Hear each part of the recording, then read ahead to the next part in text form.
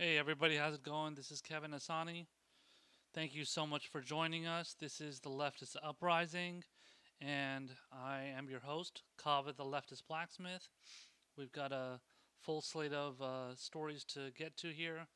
Just want to let everybody know. Please subscribe at the bottom. I really appreciate it. Leave your commentary.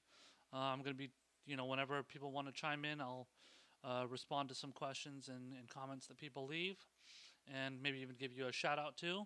So feel free to do that. So let's get to the first story here.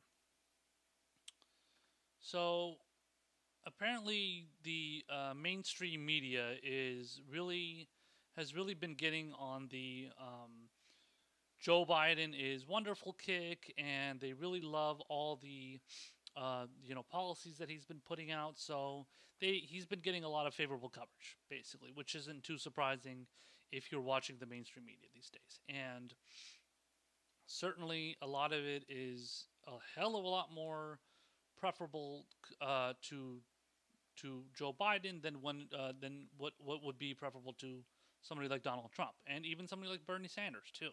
So recently, Joe Biden did pass the 1.9 trillion dollar stimulus bill, and the media is pretending that it's really progressive, and they're pretending like it's like this amazing piece of legislation, and it's so it's so progressive and it's so FDR like.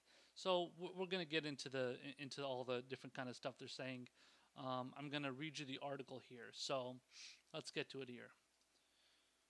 So this article is from a Business Insider, I believe, and they decided to pretty much do as much of a fawning piece as they could.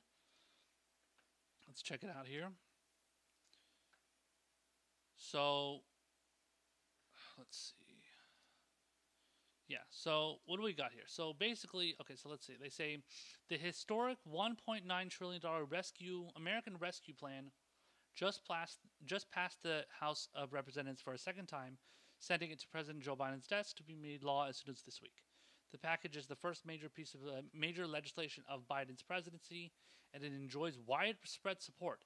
A new morning consult poll found that 75% of voters support the package, including 5.9% of Republicans. In fact, poll after poll has shown the popularity of going big with the package.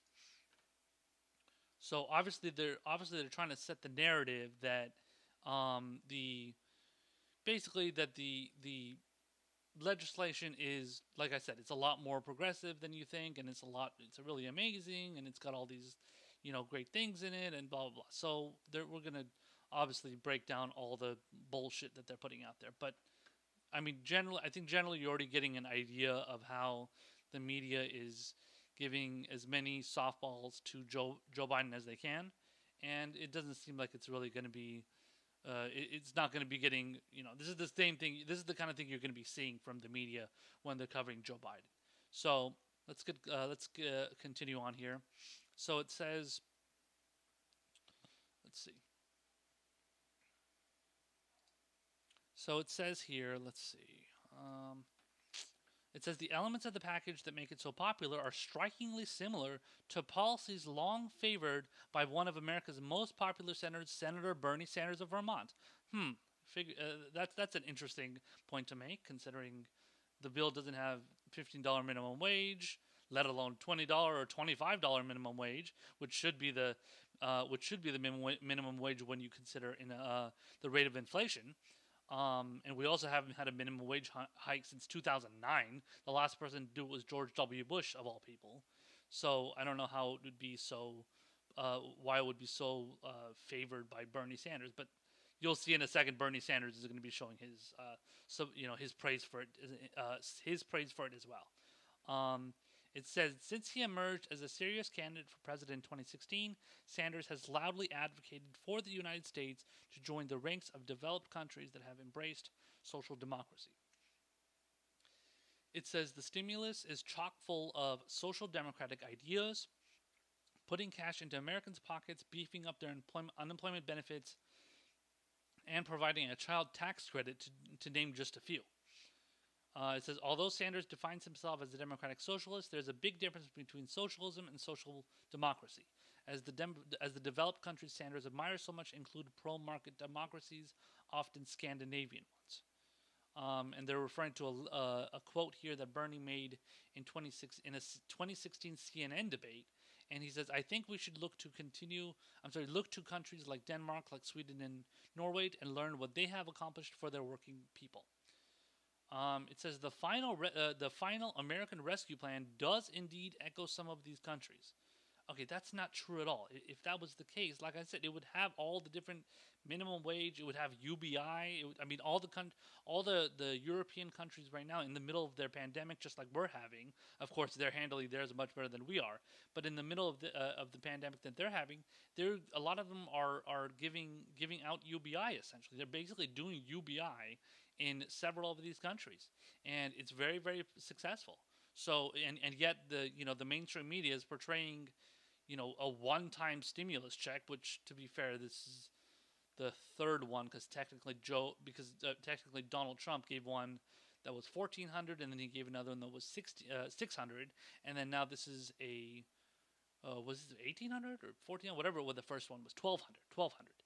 So the 1,200 one was from Joe Biden, from Donald Trump, and then a $600 one before he left office, and then now the $1,400 one, which was supposed to be $2,000 from Joe Biden. That's the one that they have in there, and it's only a one-time payment. So what good is that? It's fucking ridiculous.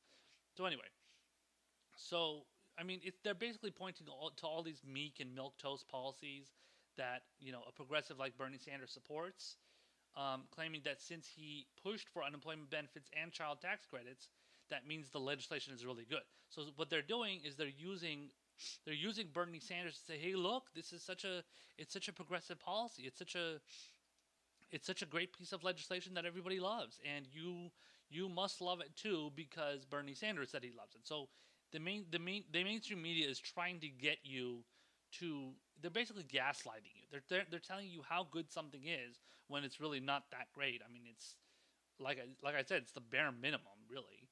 And they're trying to say, like, look, Bernie Sanders supports it, so you must support it too. And you're probably gonna love it too because we're the mainstream media, and we're gonna try and pound it into your head that you have to love this because we told you so, basically. And then so yeah, so it's so these socially democratic policies Bernie has advocated for, it's a lot of them are very popular in the Scandinavian countries, but he has brought up in the past as he's obviously brought them up in the past as examples of what we should do. But again, we're not doing any of those things. So a lot of it is just it's a lot of it just gaslighting and just pretending to say that say that we're doing something, or at least we're headed in the direction of doing something that other Scandinavian and European countries are doing, when that's not really true. So let's see here, and so at the bottom here it says that it shows that Bernie Sanders, he basically endorsed the legislation. He never really pushed for. I think he may be pushing for he's pushing for or forcing the vote at least for the $15 minimum wage right now. But when it comes to what he's doing, what he did for the American Rescue Plan, he didn't really push for anything outside. Like, he really modestly pushed for the $15 minimum wage. So it wasn't really, he wasn't going out there and being like a hardliner and being like, we have to do this $15 minimum wage and maybe even higher, a living wage. And he was he was tepidly pushing for that kind of stuff, and let alone the whole idea of like a UBI and $2,000 checks. Now he was doing that. I think it was way back when. I think it was after the election, I believe. So after they were kind of tallying all the votes and everything, I think Bernie, including Josh Hawley of Missouri, a Republican, he was also pushing for the $2,000 checks as well. I believe it was reoccurring. I'm not sure exactly.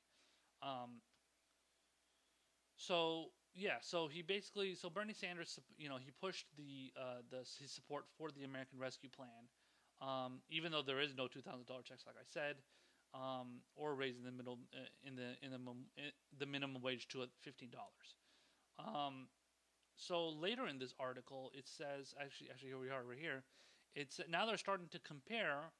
They're starting to compare Joe Biden, and they did this earlier too. I think they did it. I think it was before the election. Or maybe right as he won or something. They were saying like, "Oh, Joe Biden has the opportunity to be the next FDR.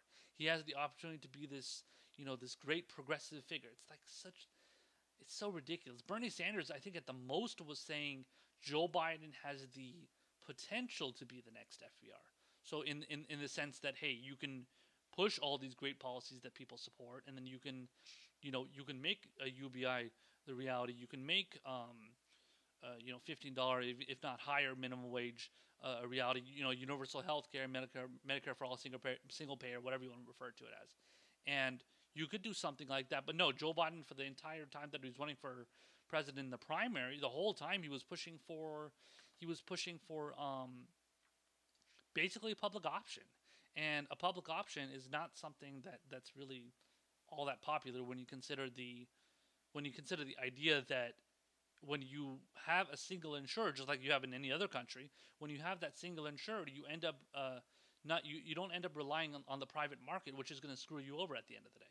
So unless you want to go get some like supplementary insurance, and what you want to get like plastic surgery, or you want to do, I think it's like chiropractic work or something, that makes sense. Like that kind of private insurance, supplemental insurance makes sense, but not when it comes to regular healthcare. When you need to take care of some sort of surgery, you have cancer. If you have cancer, you need to get chemotherapy, and you need to get, I don't know, you broke your knee or you tore your knee or something, you need to get surgery on that, or whatever, any kind of regular injury. That kind of stuff should be covered by regular single payer universal healthcare, and that's how it is in every other country. You go to Canada, you go to UK, Germany, all these different countries, they have those kind of things.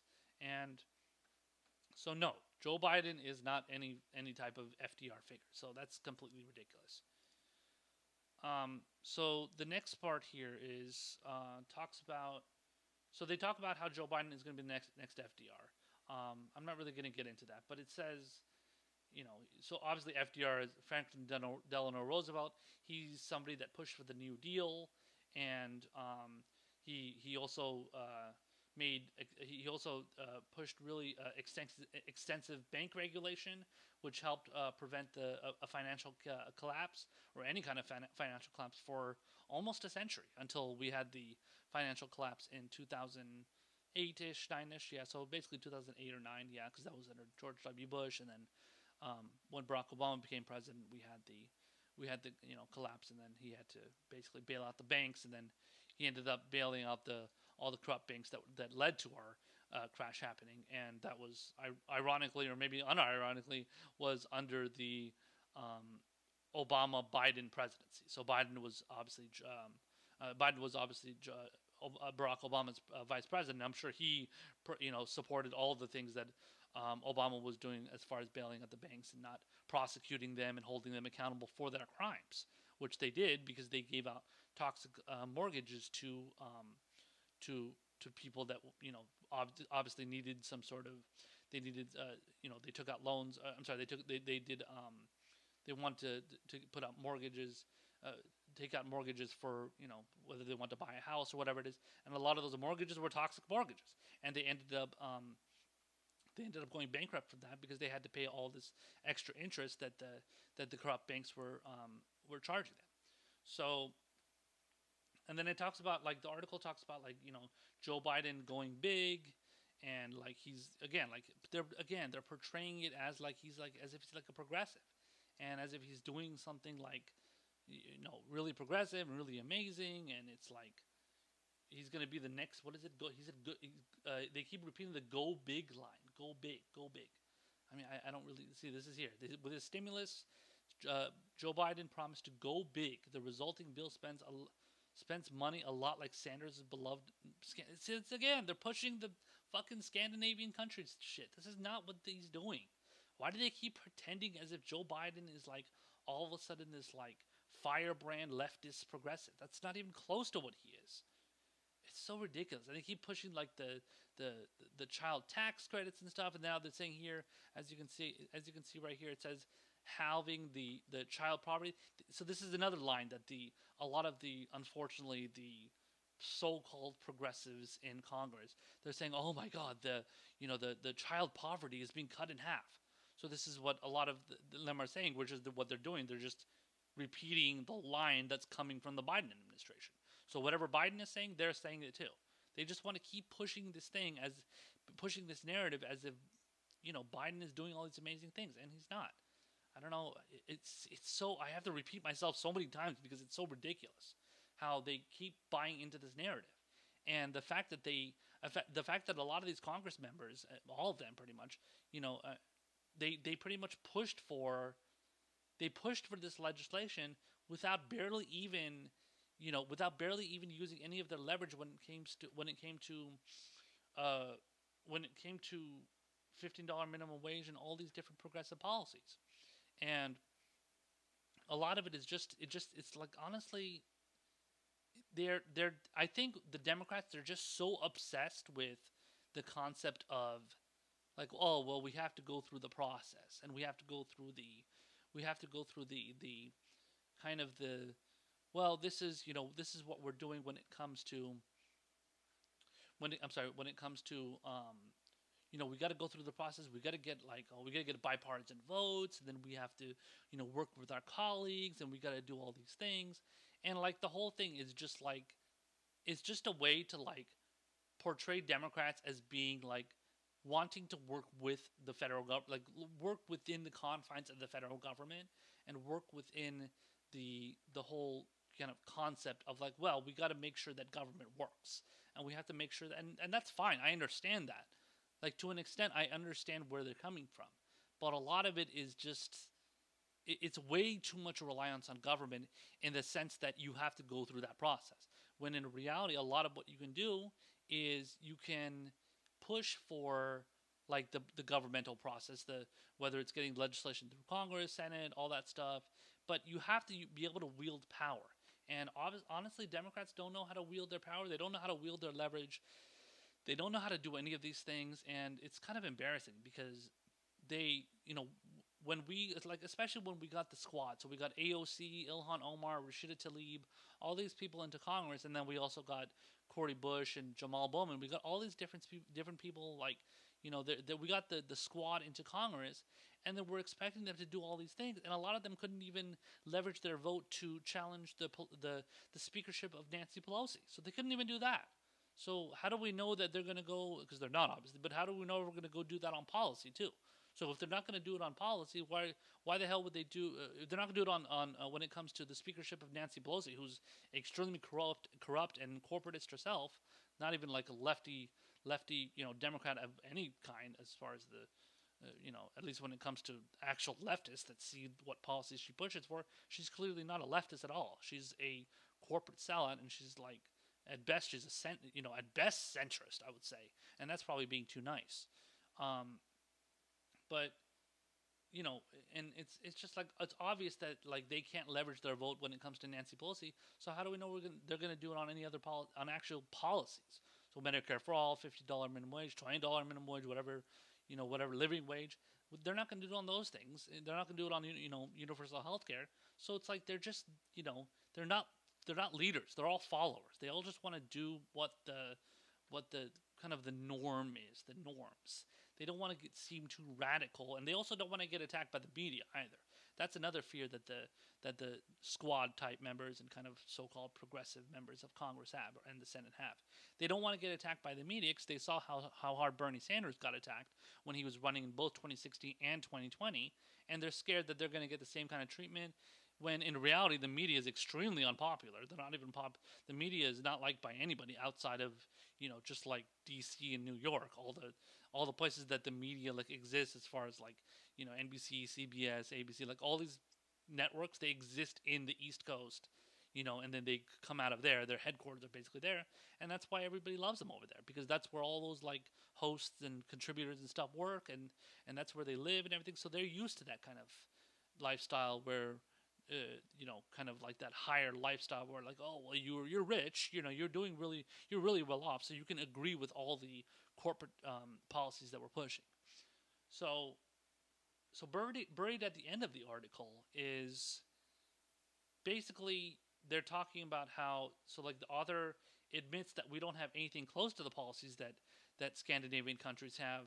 On top of the fact that a lot more of the policies that the left wanted, like student debt relief, more unemployment benefits, $15 minimum wage, universal health care, et cetera, were kept out of the bill, with the latter not happening due to recommendations from the Senate parliamentarian. So see, that's another example of Democrats just wanting to follow the process. They wanted to follow the whole process of like go, going with the, like, they want to just go with the flow. They want to go along to get along, and they don't want to do anything that's going to disrupt that process. So when it comes to the Senate parliamentarian, I don't know if a lot of you know what the Senate parliamentarian is, but basically, it's a it's a position that it can be filled. You can fill that. You can get rid of the person that's currently the Senate parliamentarian and replace it with whoever you want. So it's not some sort of higher authority that decides what we're going to do. They're more on a kind of, they give advice to the members of the Senate. So they say, like, it's like an advisory role, and they say, like, well, this is what we think you should do, and we're, I don't know who the hell knows if they're experts on anything as far as policy, but I guess that they are if they have that position. But that doesn't mean you have to just take whatever they say. So when it came to the Senate parliamentarian, I forgot what her name was, Elizabeth McCarthy. I don't know what her name was, but some lady that I honestly had never heard of. I never even heard of the Senate parliamentarian, honestly, until recently. And this person decided that oh yeah, it's not a good idea to put the $15 minimum wage inside this $1.9 trillion stimulus package, the American Rescue Plan. Because I don't know what reason they gave. It's too expensive and it's too much money. How are we going to pay for it? The usual bullshit excuse that they gave. That's probably the excuse they had. But basically, that person said, like, no, it's not a good idea. We don't think you should do it. Okay, well, I mean, honestly, and that's the thing. Democrats could easily have just said, like, all right, well, see you later. Get the fuck out of here. We don't need to listen to the Senate parliamentarian. This is something Republicans have done, where they got rid of the Senate parliamentarian. I think it was when it was under George W. Bush, because the Senate parliamentarian didn't believe that they should have put I think, like, some sort of legislation in, like, the tax cut bill, the Bush tax cuts that George W. Bush initially passed, and they got rid of the Senate parliamentarian at the time, and they said, all right, you're out of here. We don't need you. We're going to do whatever we want. We'll put somebody in there that's going to agree with us on what we want to do. And he did it. And the Bush tax cuts are a major reason for why this country is honestly in the mess that it is, because it's led to so much income inequality that we're just, like, regular people are just keep getting screwed over. So it's just, Democrats are just so weak. They just don't know how to do anything when it comes to using leverage and wielding their power. And when they lose the opportunity to leverage, that opportunity is going to be gone. They're not going to be able to do it again. So that's the issue. You have to you have to strike when the iron's hot, and they don't know how to do that.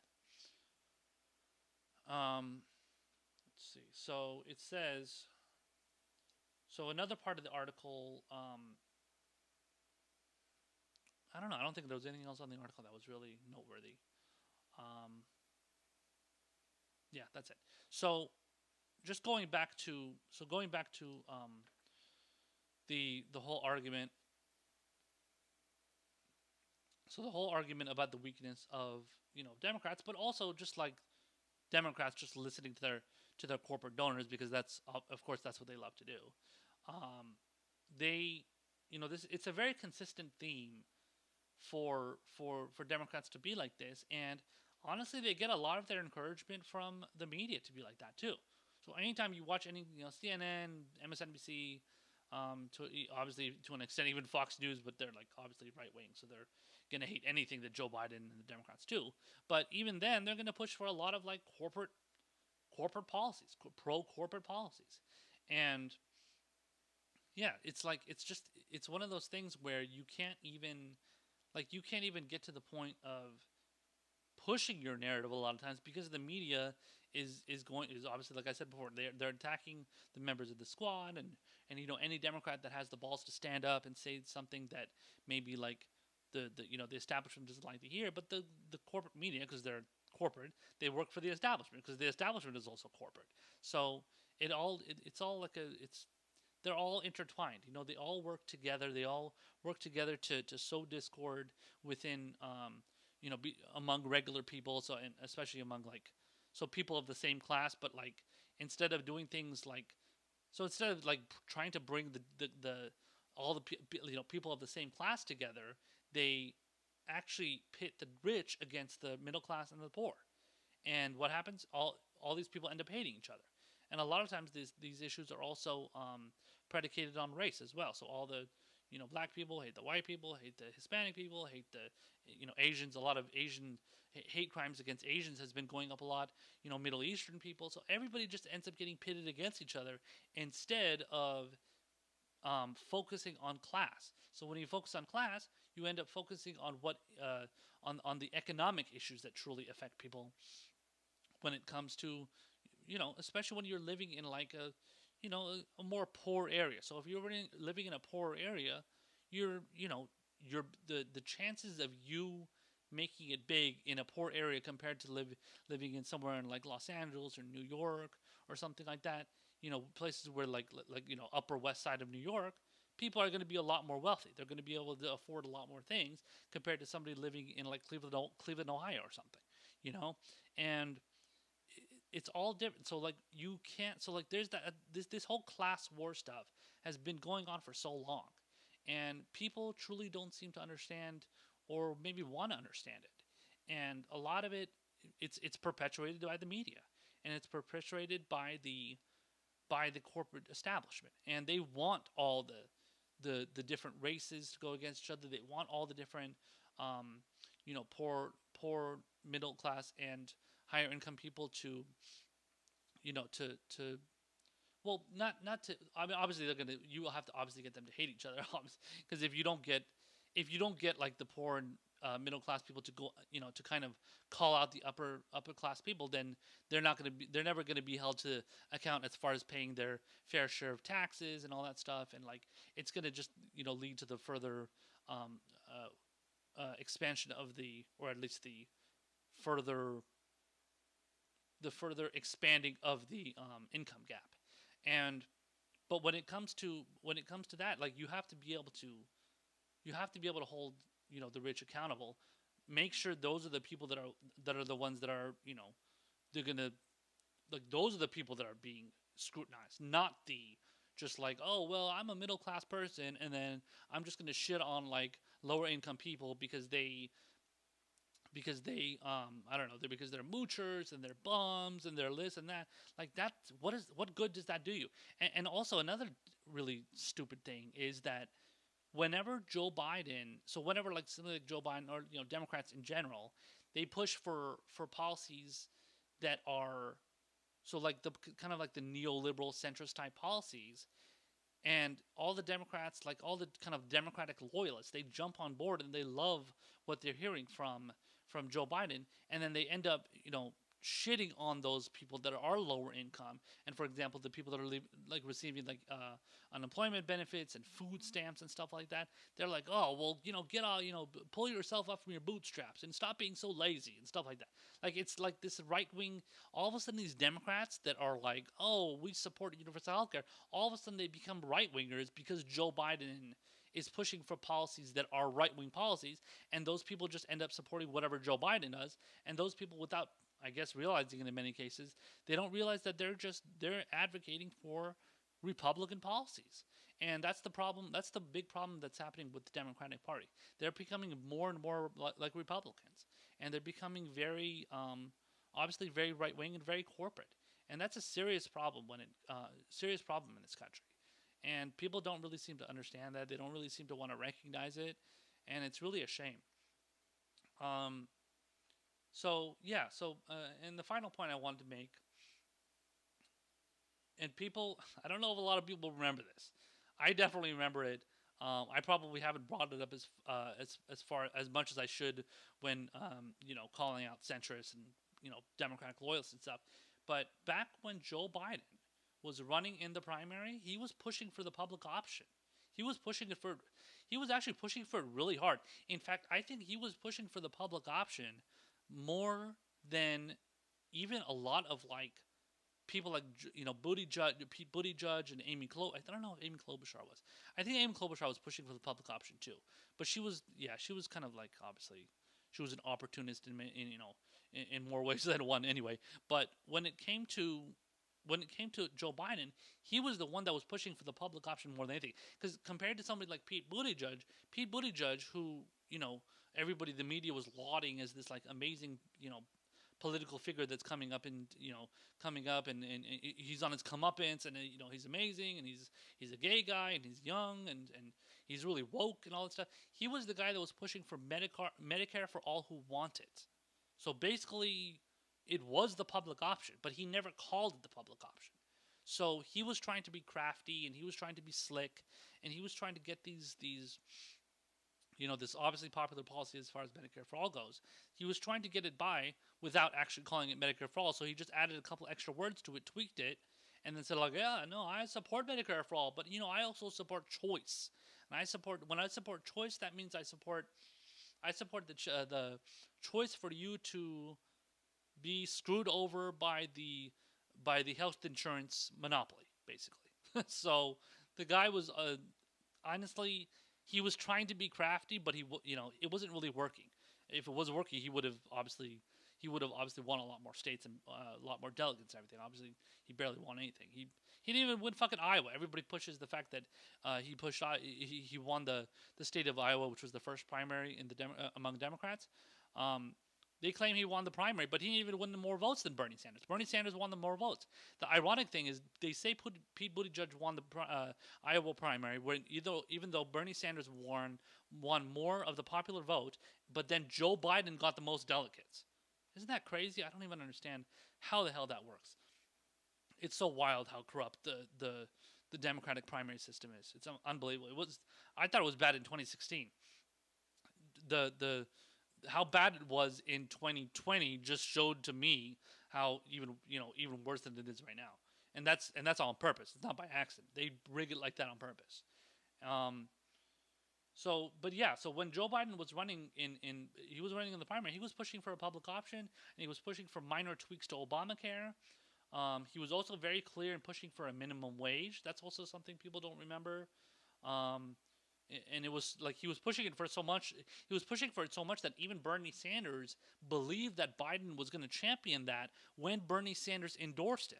So I think Bernie Sanders endorsed Biden in, I forgot the exact, I think it was April, May. Yeah, it's June, something like. Yeah, I think it was a little bit like before June, I think. Sometime in April or May. But whatever it was, when Bernie Sanders endorsed Joe Biden, which was a hell of a lot earlier than he endorsed Hillary Clinton, which I would have liked to have seen him. I would have liked to have seen him, wait a little bit longer, but whatever. But when he when he endorsed Biden, they did like a joint Zoom call press conference thing where Bernie Sanders basically like groveled to Biden and said, "Oh, I support you. You're going to lead our country into the next whatever, and then you're going to defeat Donald Trump, and you're going to push for all these progressive policies." And Biden was sitting there, "Oh yeah, totally, yes, I'm definitely going to be pushing for that. I definitely support everything you're doing, Bernie." He was totally Bernie was so cucked. He was falling for all the bullshit. Biden was gaslighting him the entire time. It was so pathetic.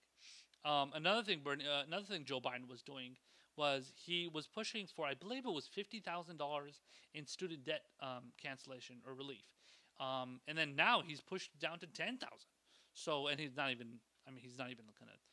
Honestly, I don't think he's gonna like sign any kind of legislation that's going to address student loan debt. But when it came to as far as the promise that he made initially was $50,000. So he was like very gung ho on not, canceling any student loan debt, or at least not a lot of it. And then he said, okay, fine, I'll do $50,000. And then when he won the presidency, or at least when he, won the primary and then went into the general election, he was like, yeah, I'm gonna, I support student loan debt relief, but he didn't push for anything higher than 10,000. And now it's 10,000 with it's like additionally means tested too. So it's just, I mean, you cannot trust anything Joe Biden says. The guy just constantly, you can't trust anything he says. You can't, take his word for anything, because everything he says, he always goes back on it. So it's like, I don't know what the guy is saying that is really truly genuine, because a lot of it is not. And it's sad, and it's sad to, it's sad to fall for that kind of stuff, because it's so, like, I feel like people are just such an, they're so like wanting to be on Team Democrat because they hate Trump and they don't want another Trump, which, by the way, they're probably going to get it anyway. Let alone the fact that Democrats are not going to, they're not going to have control. They're going to lose control of Congress in 2022, I believe. I don't think they have a shot to retain Congress, let alone, we'll see about the Senate, but Congress definitely not. They've been losing it for the past couple elections now.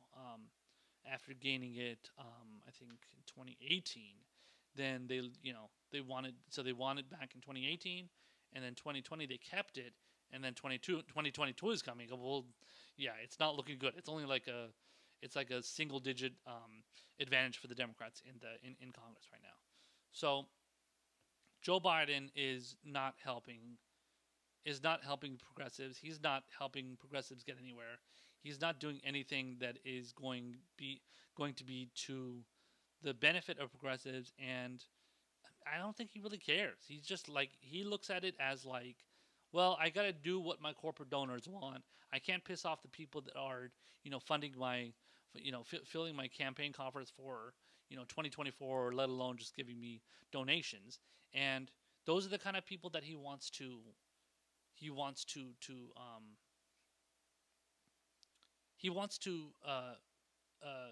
give service essentially to those people. I think that's the nice way of putting it. He wants to make sure that those people are taken care of, basically. And if as long as those people aren't pissed off at him, he's happy. That's the way he sees it. So that's the way it is. And Joe Biden is never going to change. He's never going to be a progressive, and the media is going to constantly swoon over him and fawn over him, pretending as if he's some sort of big time progressive when he's not.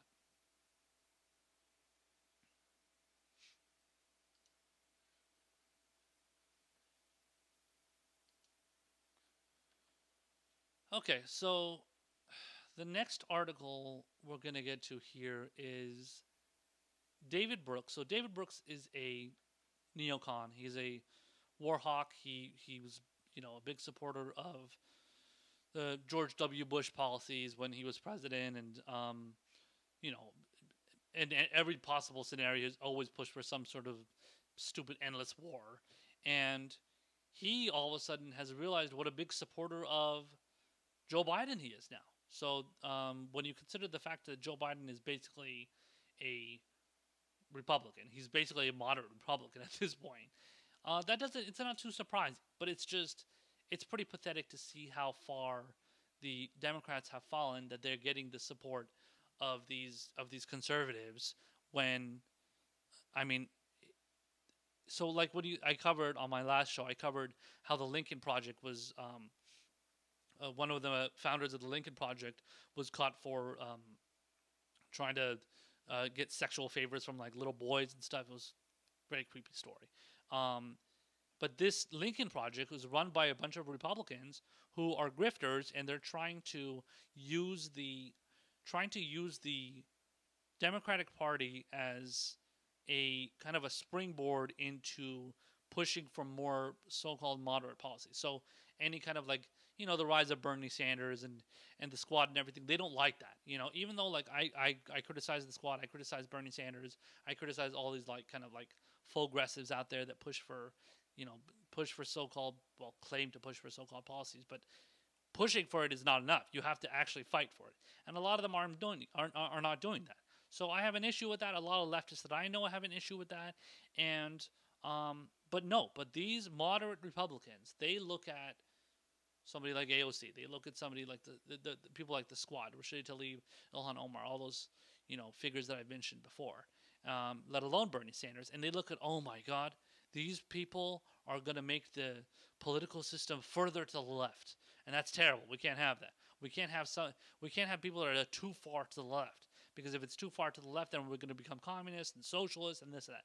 So these neocons, these conservatives, they have to make sure to like swoop in as like the white knights and like save us from the socialist, so-called socialist takeover, when really the things that Bernie Sanders, the things that the squad and everything are pushing for, are just basically, as it said in the last article, no, as much as that article sucked, but as much as just like the last article pointed out, pushing for very social democratic policies, not socialist policies, socially democratic policies. And a lot of those things are things that are being pushed in other countries that are not socialist countries.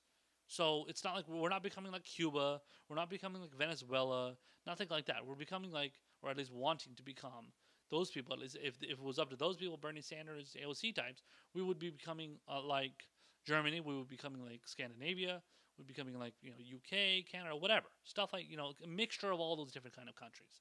And but no, these conservatives can't have any of that. They hate that. So David Brooks puts out this article here, and so let me read through it a little bit here, and then we'll discuss. So it starts out by saying, so the title of the article is ridiculous title, and even the sub headlines are pretty ridiculous. It says Joe Biden is a transformational president. Really? Wow. Okay. So let's find out maybe if he really, if he has done some really transformational things here. And the subheadline says, we are seeing a policy realignment without a partisan realignment. Yeah, well, that's definitely for true. That's definitely for sure. So the article starts out by saying, this has been one of the most quietly consequential weeks in recent American politics. The COVID relief law that was just enacted is one of the most important pieces of legislation of our lifetimes. As Eric Levitz writes in New York Magazine, the poorest fifth of households will see their income rise by 20%. Let's see here, 20%. A family of four with one working and one unemployed parent will receive $12,460 in benefits. Child poverty will be cut in half. They're pushing that again as well, of course. The law stretches far beyond COVID-19 relief. There's $1 billion for national service programs. Black farmers will receive over $4 billion in what looks like a step toward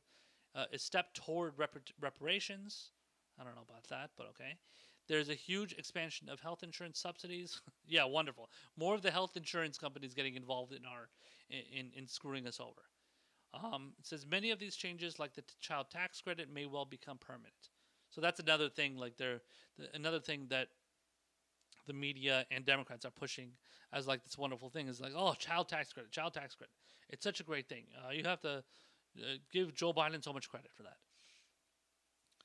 So it says, as Michael Hendricks of the Manhattan Institute notes, America spent $4.8 trillion in today's dollars fighting World War II. Over the past year, America has spent over $5.5 trillion fighting the pandemic. Wow, that's actually much more. That's very significant. It says, in a polarized era, the legislation is widely popular. 3/4 of Americans support the law, including 60% of Republicans, according to Morning Consult survey. The Republican members of Congress voted against it, but the GOP shows no interest in turning this into a great partisan battle.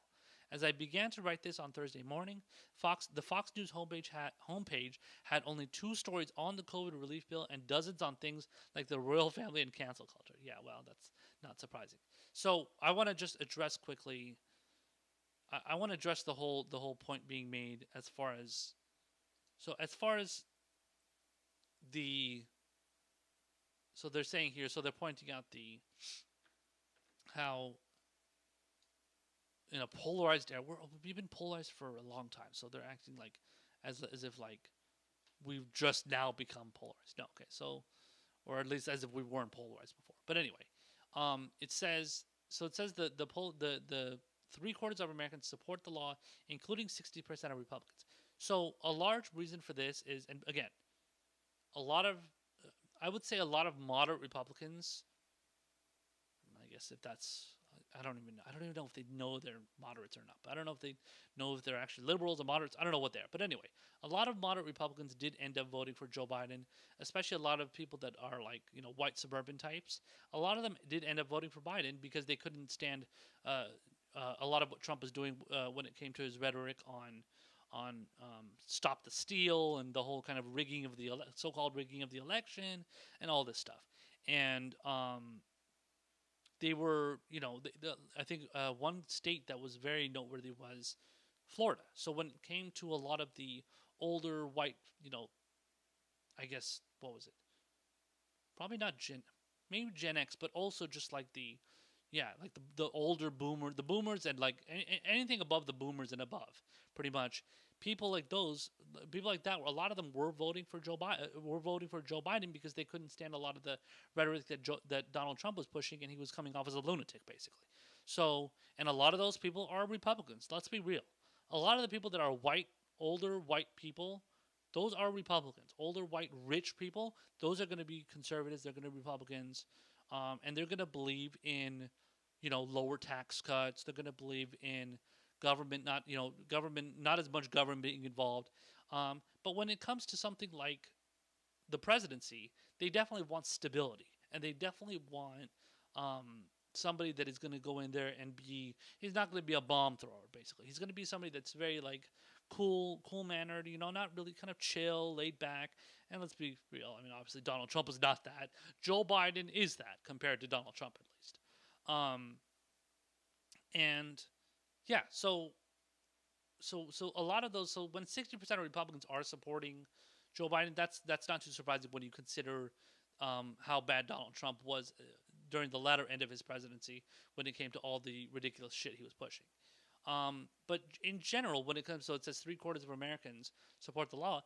That's also not surprising because, like I said before in the last segment, the the Joe Biden is getting a lot of favorable coverage from the media, and he's getting a lot of people kissing his ass and pretending as if, oh, he's so wonderful and he's so progressive and he's so this and that.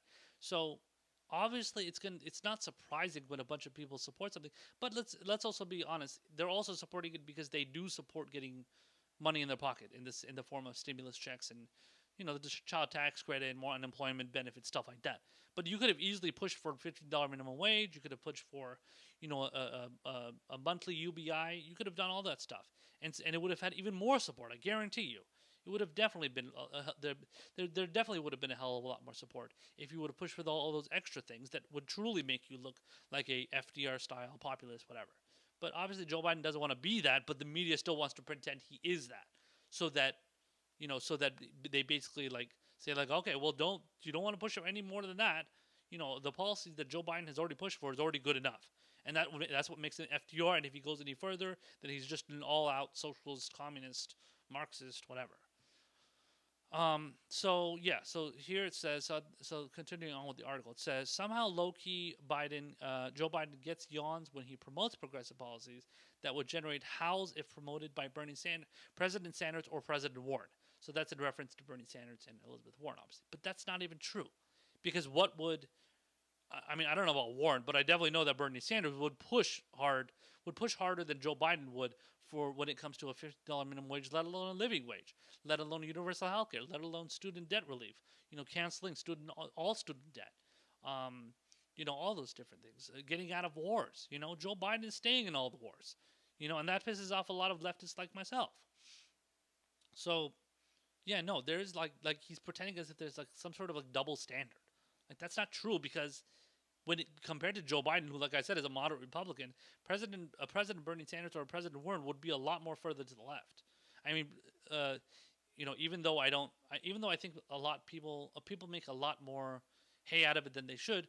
Elizabeth Warren did come up with the idea for the Consumer Financial Protection Bureau, which helped a lot of Americans who were getting screwed over by fraudsters and banks that were ripping them off, and people that were getting scammed by different people that were like pretending to be debt collectors and stuff like that. And if you sign up for some sort of like credit card protection, then it ends up being some sort of scam, and you end up getting screwed over, and then you get milked of all your money. Basically, you get jacked of all your money.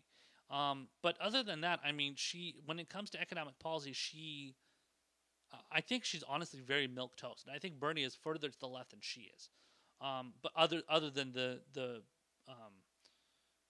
kind of advocacy for the Consumer Financial Protection Bureau, which is something that President Obama put into place, and then Trump pretty much got rid of it, or at least cut it down to the bare minimum.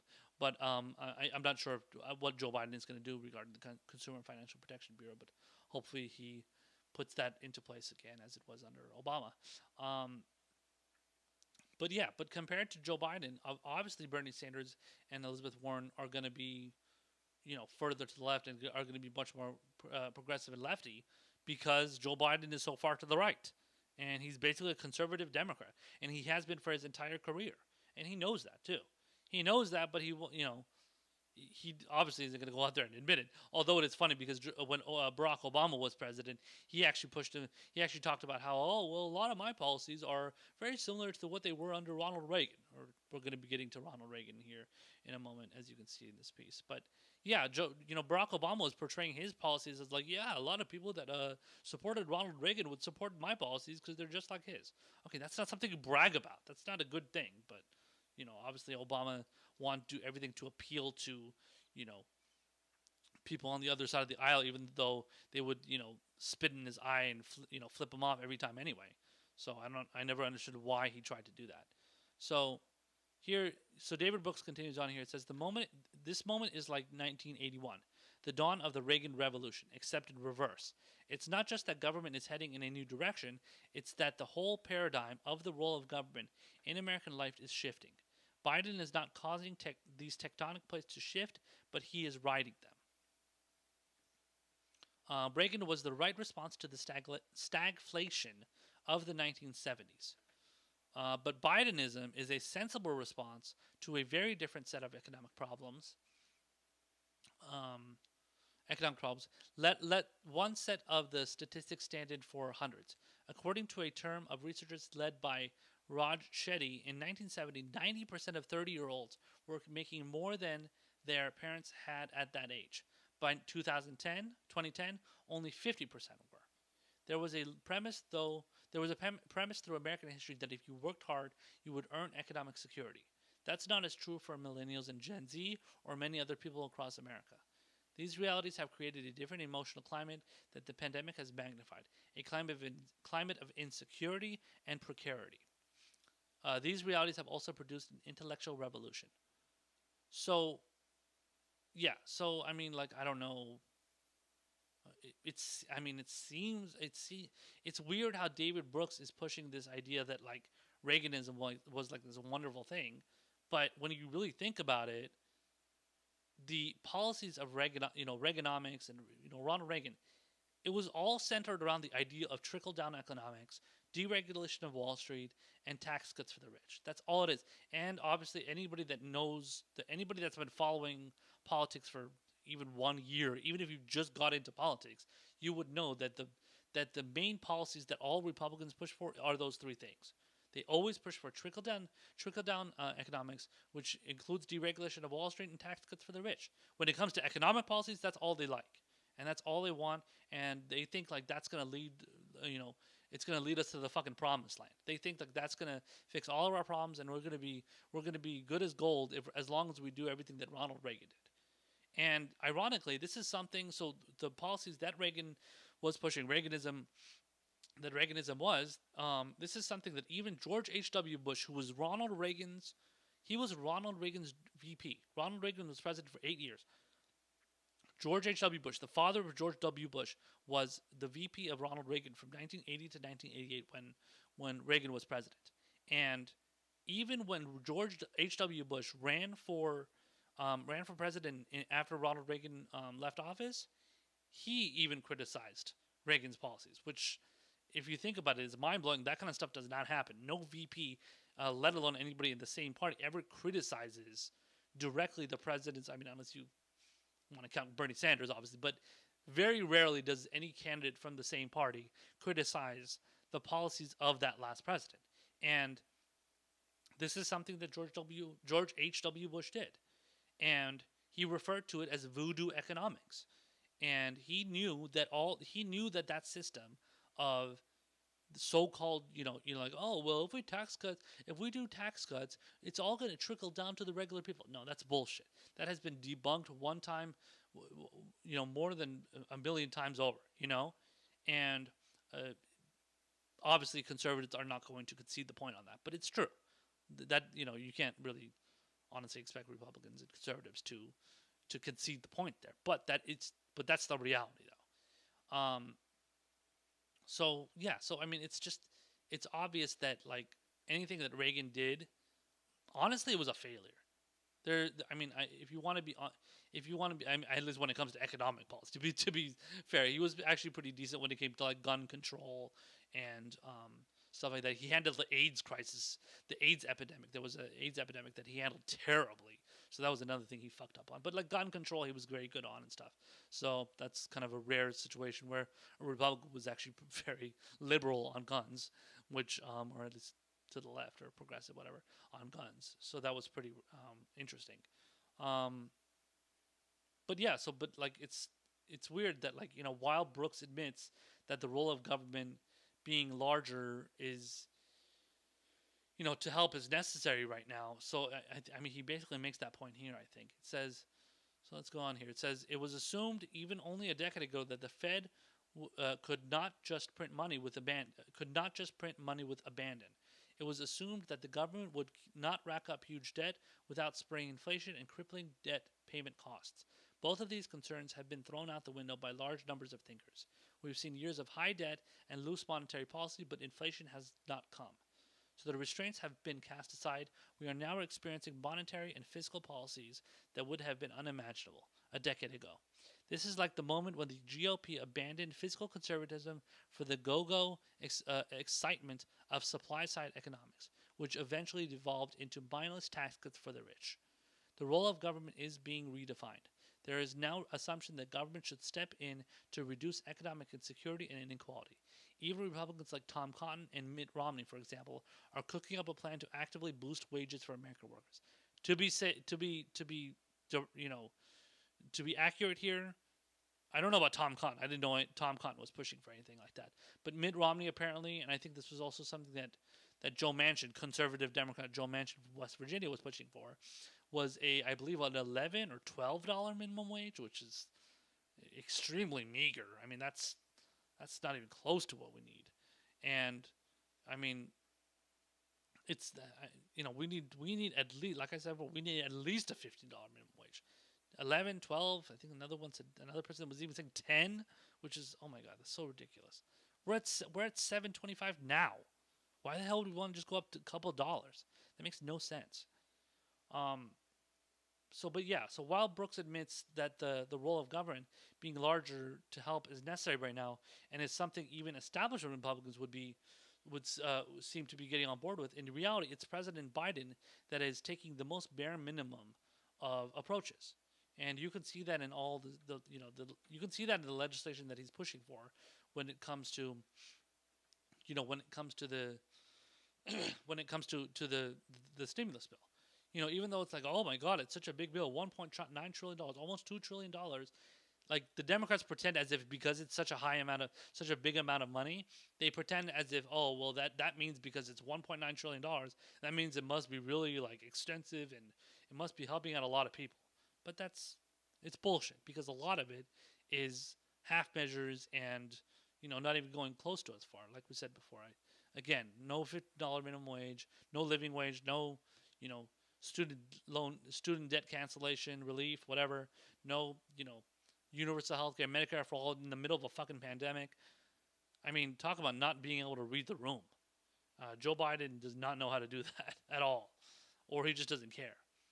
Um, so yeah, I mean, he won't even make the stimulus checks reoccurring. He won't raise the minimum wage for the first time, like we said before, for the first time since 2009. He won't do a rent freeze, which would be really helpful. I think currently, I think they're doing like a temporary rent freeze I think it was I think it was Biden himself that said we're doing a temporary rent freeze until the pandemic is over. But what does that mean? When is the pandemic going to be over? The pandemic isn't even close to being over. Just because less people are dying than they were like a few months ago, that doesn't mean the pandemic is anywhere close to being over. Yeah, it's getting a little bit better, but who knows with schools reopening again, and then different states opening 100%. One of them being Texas. Yeah, who knows if any of that stuff is going to, if we're truly going to be able to get back to normal when it comes to this terrible pandemic, this deadly pandemic. Um, but yeah, he doesn't want to push for an actual rent freeze. He's only doing it like partially. Won't push for universal health care, like I said, during a pandemic, which has killed more than 500,000 people. I mean, imagine that. That's crazy.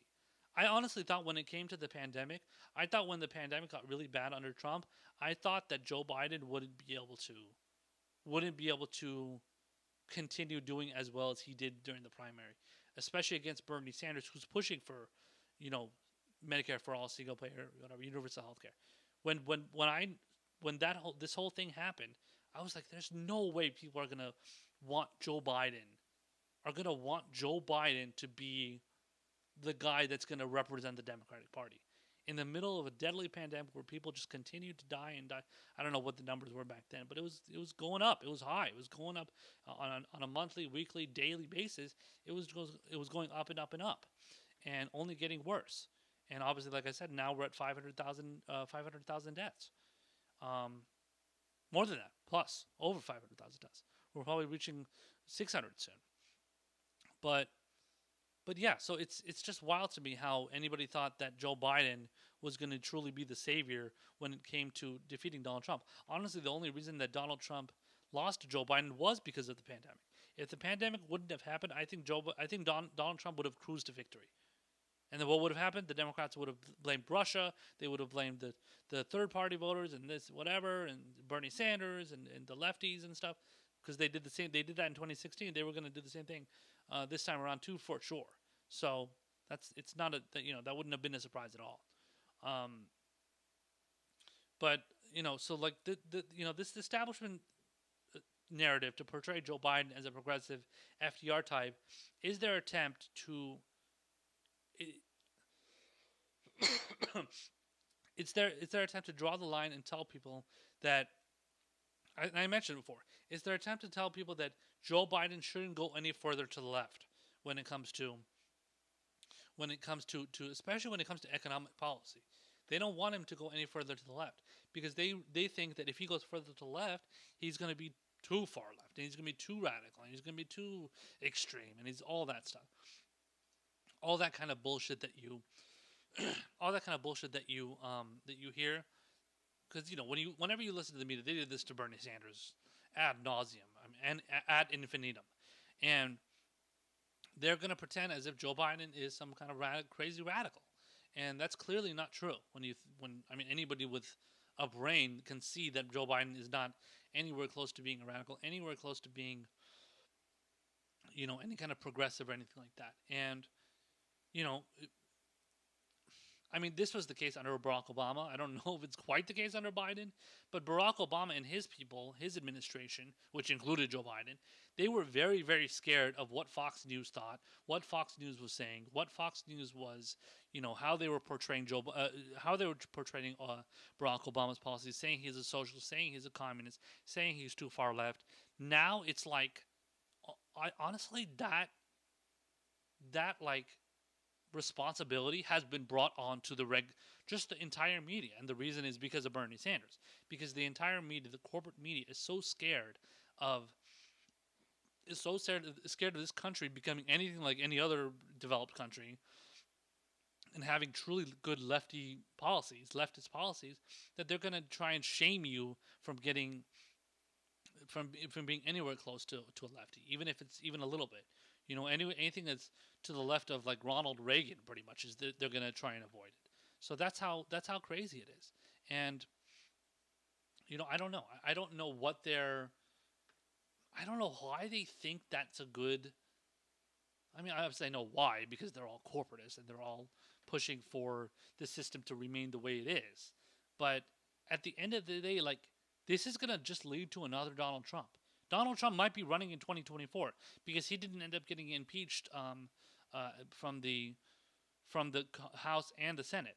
And now, when it comes to being charged with different crimes, when it comes to corruption, we'll see. We'll see what happens with that. He did get impeached, but he didn't get impeached from the Senate. You have to get impeached from the House and the Senate for the impeachment to truly be count for what it is.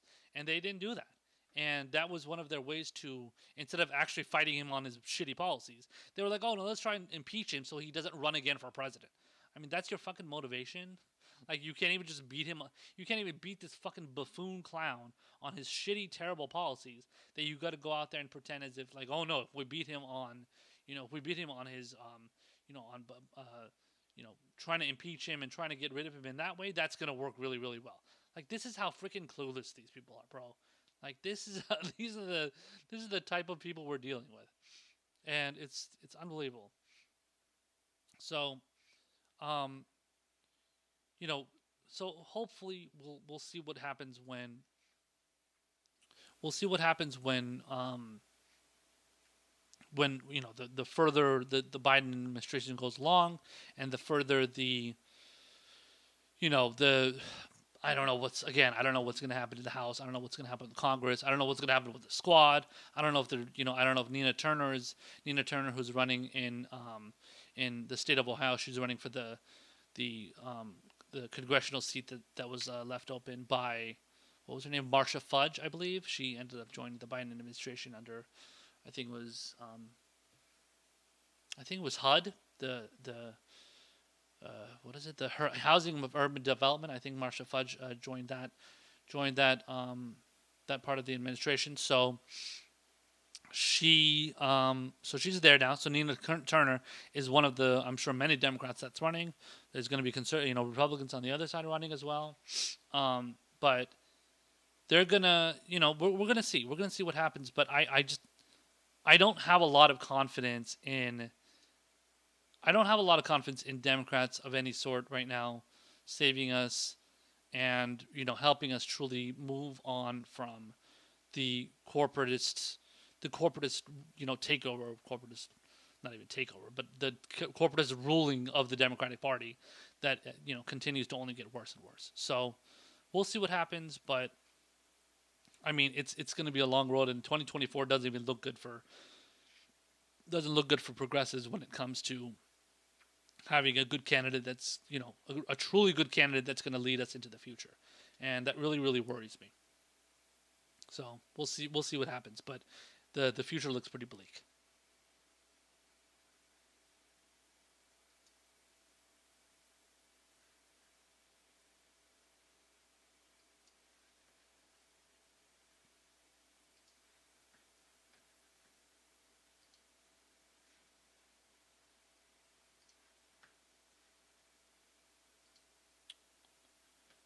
Alrighty, so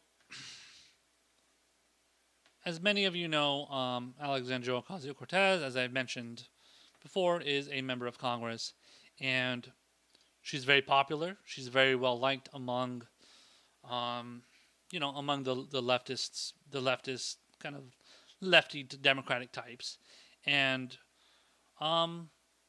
but she's not really. Not a lot of people are crazy about her these days. Let's just put it that way. I'm putting it very, very nicely, and a lot of people aren't feeling her these days because she is doing a lot of, she's giving in way too much, giving in too much to the Pelosi, Schumer, Democratic Party, higher ups, leaders, whatever the hell you want to call them, the people that run the party, the DNC, those types, and honestly, in many cases, Joe Biden too. And I don't know. I mean, it's one of those things. It's one of those things that you like. I had so much hope for AOC, and I had so much confidence that she was going to. I mean, she was basically going to be the next one that was gonna kind of like ride us into that future. Not that she was gonna. I don't think she was like. I was never under the impression that she was gonna like run for president in 2024. I think it's gonna be a while until if she does run for president. I heard rumors that she's gonna like run for Senate or something. That could happen. We'll see what happens in that regard.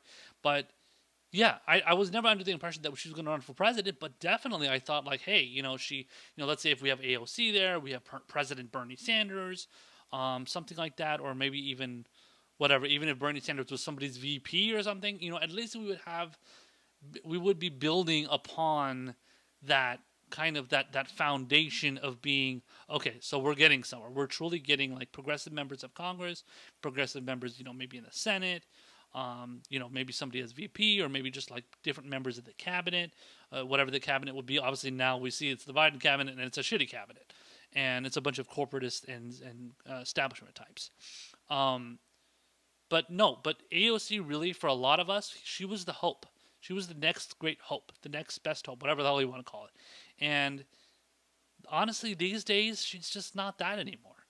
And you'll know what I'm talking about in a second. So I'm gonna play you guys this clip, and this was I guess, a announcement or something where she put out this announcement saying that we're gonna uh, you know you know we're gonna push for this whatever this policy this again going back to the stimulus bill, the 1.9 trillion dollar stimulus bill. So she was basically getting into the details of that and explaining what she thinks about that. And so let me play you guys the clip here, and then we'll discuss it on the other side.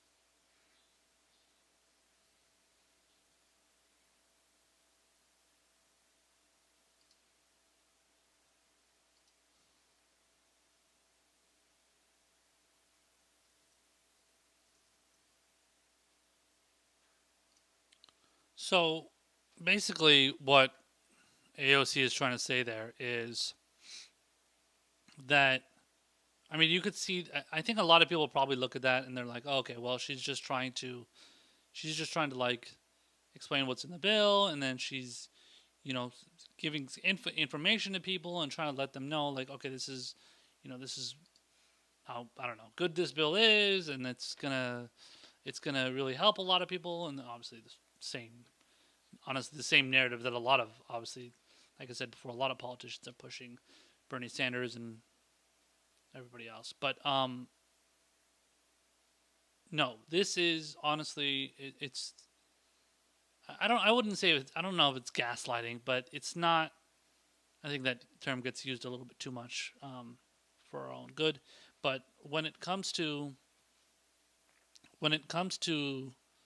kind of the whole idea of AOC, she's really become very she's become very milk toast to the point that she just wants to, again, and this is kind of something, this is an argument I made earlier. She wants to make the point that, or, I'm sorry, she wants to portray herself as trying to work with Democrats and trying to be like, okay, well, I'm just like kind of I'm involved in this fight, and I'm fighting for you guys and stuff like that. But in reality, she's really just saying things that we want to hear, I think. And a lot of it's really hard to like take her seriously and just like really, like I said before, I had so much hope for her, but it's hard to really have a lot of hope for somebody when you don't feel like they are truly when they're truly fighting for you. When it came to force the vote, on Medicare for all, she didn't want to do that, and that was something that people like Jimmy Dore, Brianna Joy Gray, and all these lefties and progressives were pushing for, and she didn't want to have anything to do with it because she thought it was too dangerous, and that was done to leverage the leadership of Nancy Pelosi. And now she's saying so, and I responded in a tweet myself. I guess I'll get to that in a second because I want to explain my issue with what she was saying here. But so obviously, after explaining that the American Rescue Plan, is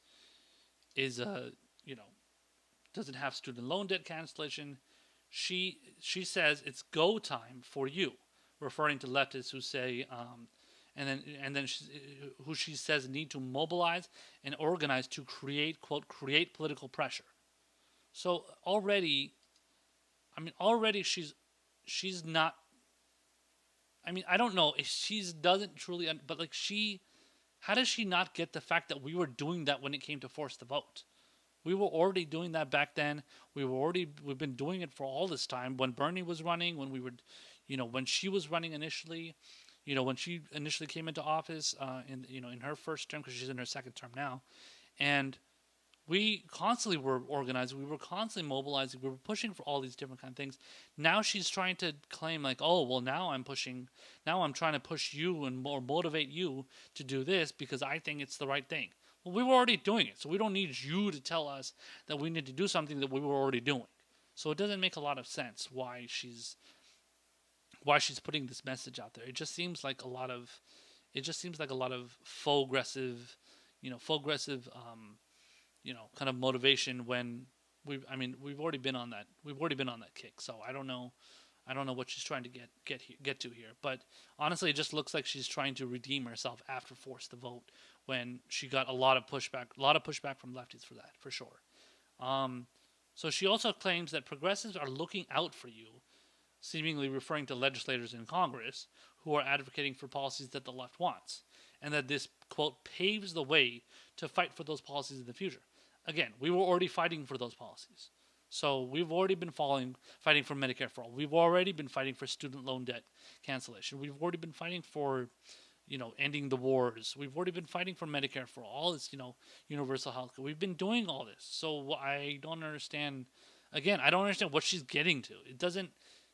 You're just beating a dead horse here. We've already been doing all this stuff. So I don't get what she's trying to accomplish, but I guarantee you a lot of people are falling for this and being like, wow, she's such a progressive hero. Wow, she's such a champion for the progressive movement.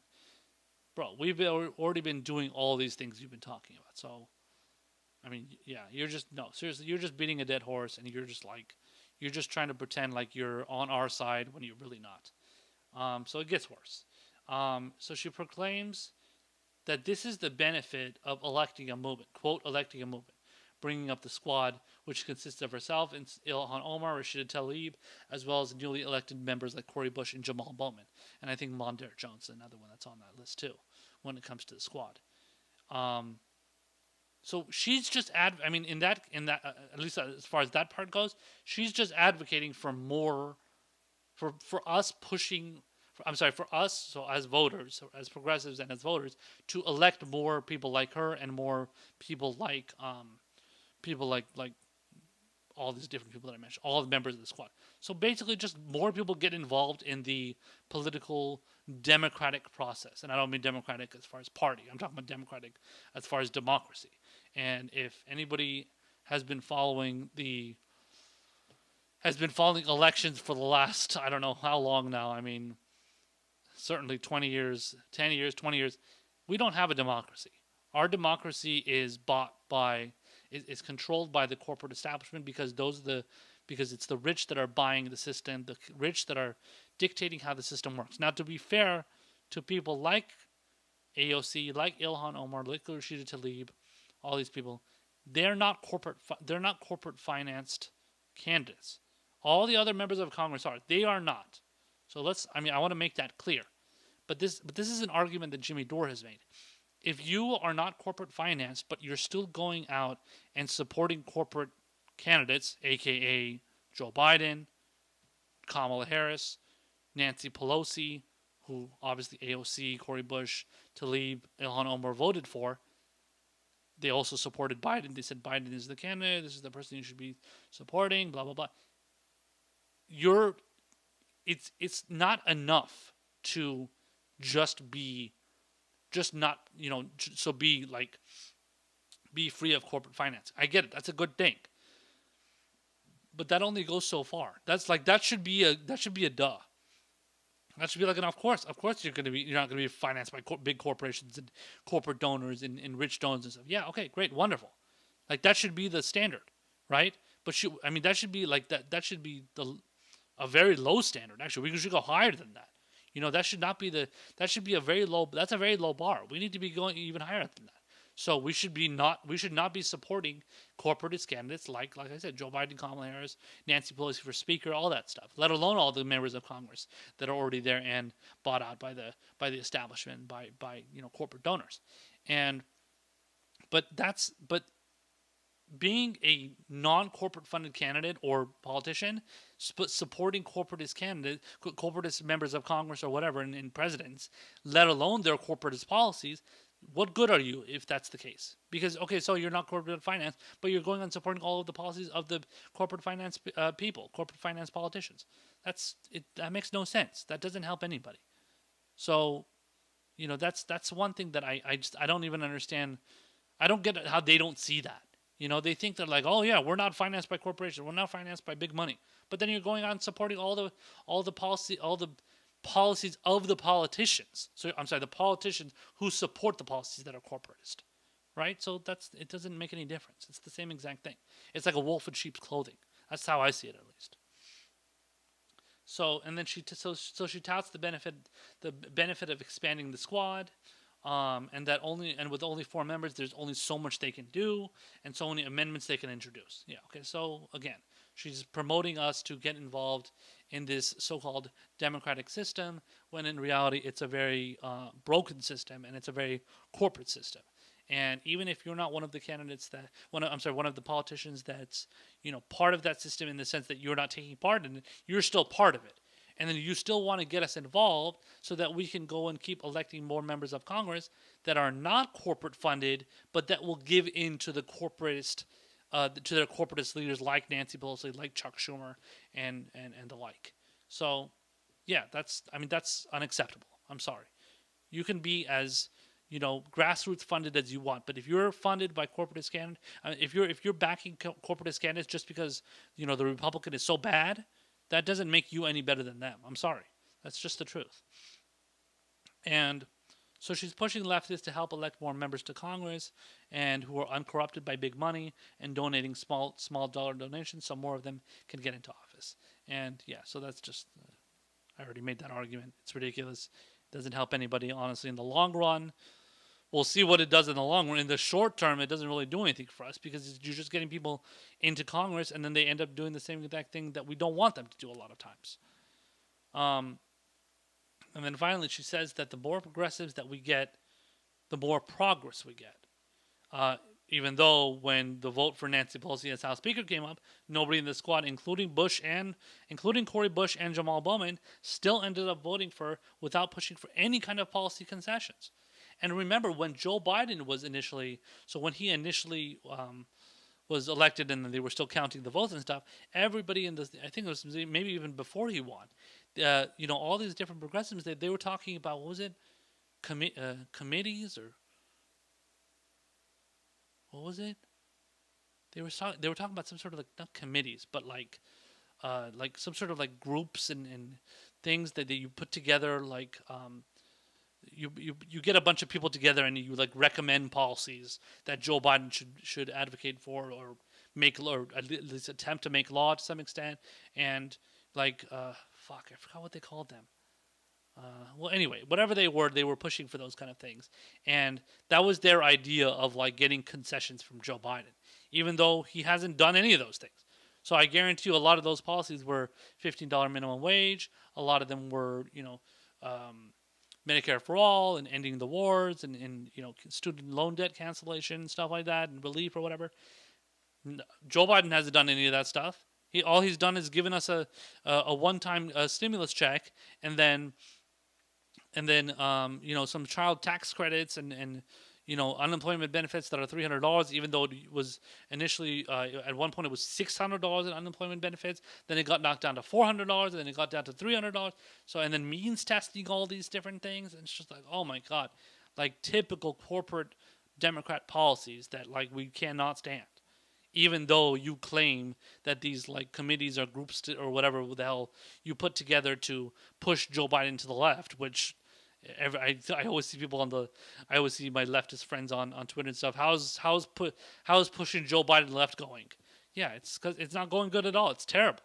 Obviously, they say it sarcastically, but yeah, it's going shitty because we can't get them to do anything.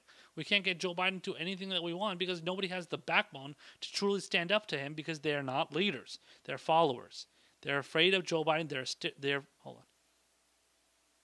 They're afraid of the establishment, and they don't want to upset any of the leaders in the party because they know if that they upset any of the Pelosi's and Schumer's and stuff, they're going to get stripped of their committee assignments. They're not going to be on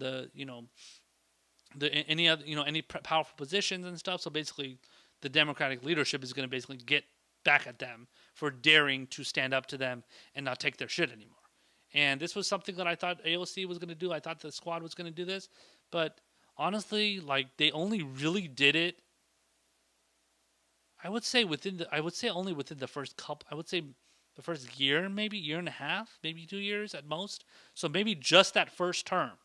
But certainly within the first year or so. I mean, even before AOC even got into office, she was protesting outside of Nancy Pelosi's office. And so that was before she got into into Congress. AOC held a protest, I think with I believe it was the Sunrise Movement, I believe, and she did a protest outside of Nancy Pelosi's office, and I was like, that's awesome. I was very surprised that she did that. I was very happy to see that. I'm sure a lot of leftists were happy to see that, but after that, it's just gone downhill. And AOC can put out all these videos and stuff, pushing for all these. Oh, you should really mobilize, and you should really do all these things that that are great and that are going to help get more of us into Congress and more of us into positions of power so that we can push for more policies. Yeah, but you're not doing that now. What did you do? So what are the policies? She said oh, I was busy doing all these things for, I forgot what things she said, for unemployment or something was. But when it came to the American Rescue Plan, the $1 trillion stimulus bill, did you push for UBI? Did AOC push for UBI?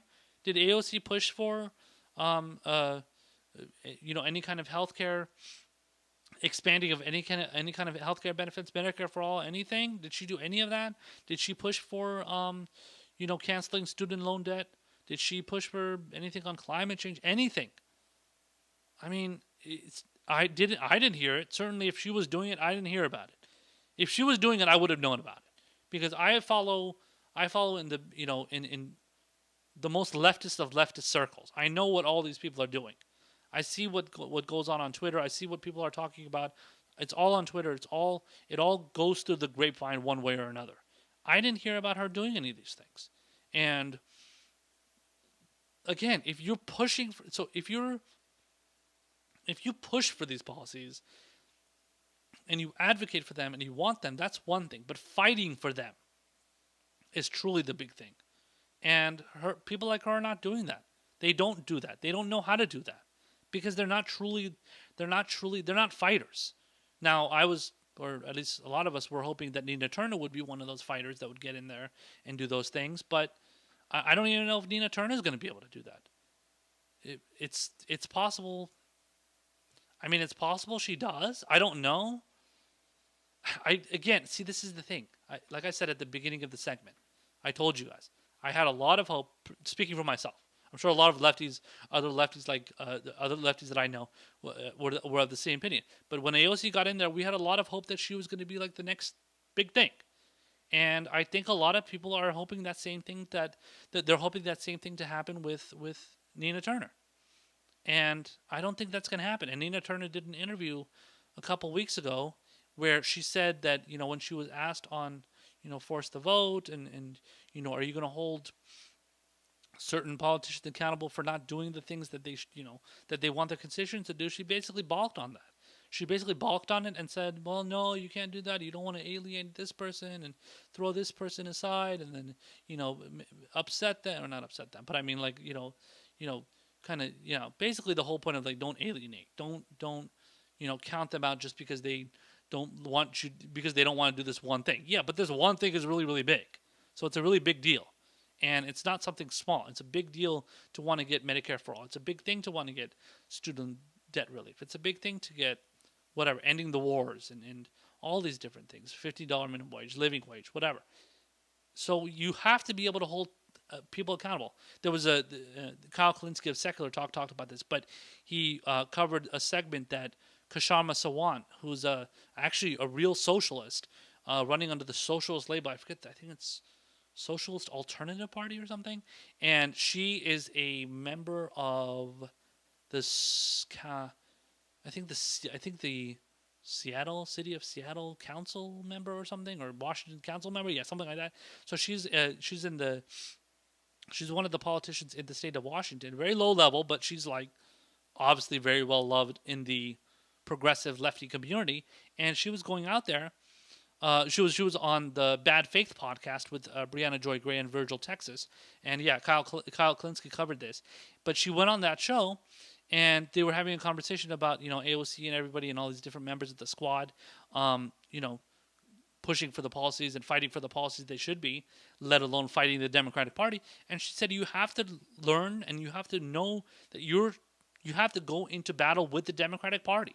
If you truly want to get what you want, you truly want to get these policies passed, and you really want to start like a movement for the workers of this country and the middle class of this country, you have to go out there and fight the people that are in your party or in your own party. It doesn't matter if they're in your own party or not.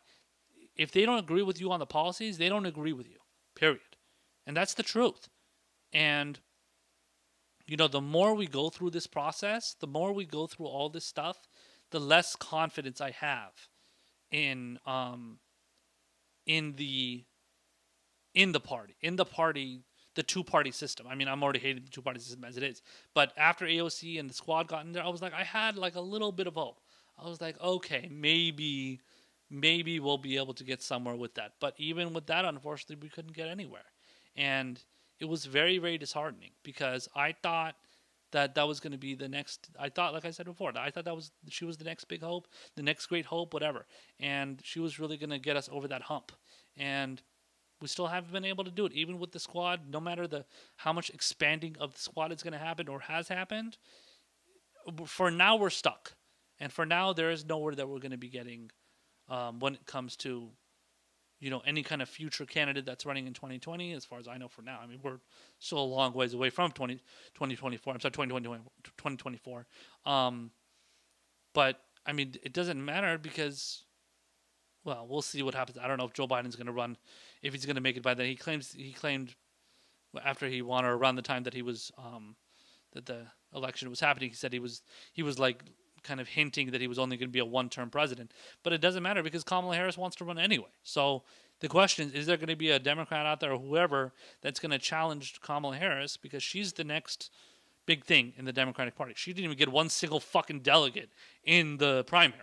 She couldn't even make it to the first primary. She actually dropped out before it even hit 2020, before the 2020 calendar year. So she was still stuck in 2019, didn't make it to the primary, didn't win a single delegate.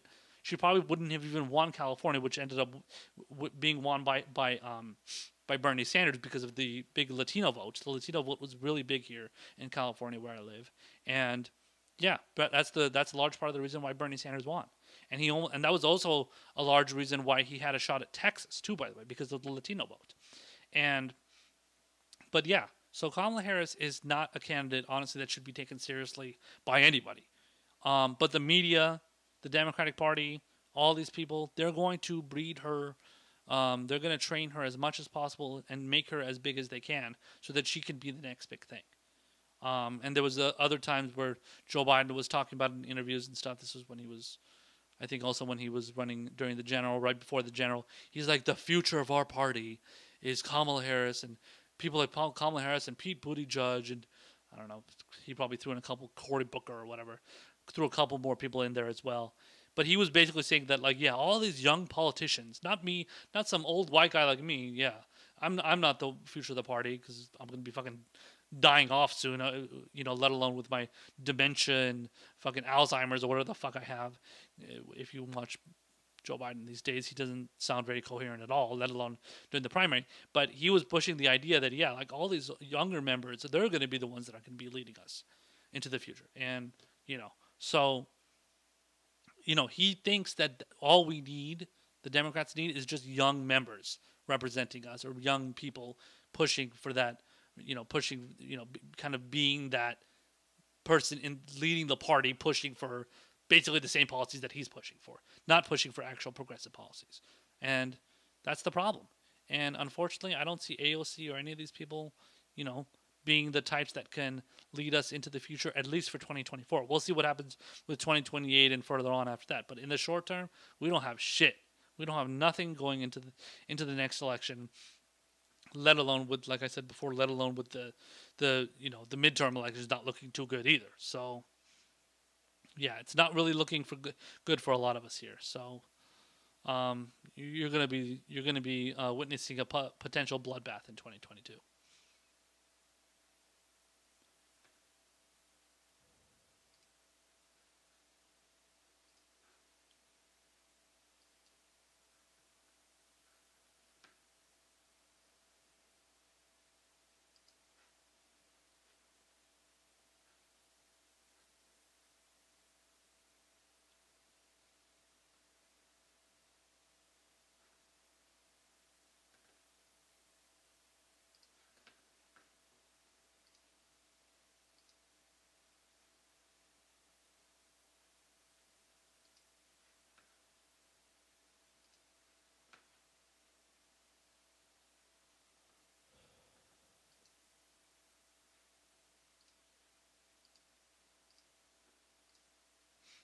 So let's go on to the next segment here. 1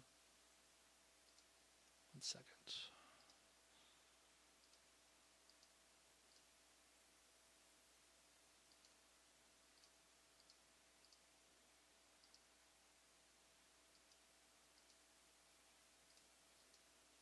So the press secretary for Joe Biden has been, honestly, probably one of the worst press secretaries I've ever seen, because she's basically just towing, and I know that's her job, but she's just towing the line for the Democratic Party, for Joe Biden, for the administration, and just repeating the same fucking bullshit that Joe Biden would say, and just putting a ridiculous spin on it. Basically, that's what it's been during this time.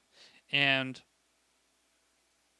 so in this situation, so in this case here, we see Jen Psaki being questioned by one of the reporters from CNN. Her name is Caitlin Collins. She actually pressed her multiple times actually. So she was asking her about the border crisis and how nearly 4,000 unaccompanied minors were being kept in facilities or cages, facilities, whatever the hell you want to call it. And this was the same kids in cages that the Biden administration said they would be putting an end to, and the same kids in cages that they were, complaining, going to town over with when it came to Donald Trump. So here is Caitlin Collins questioning Jen Psaki on that issue. So check this out, and then we'll discuss it on the other side.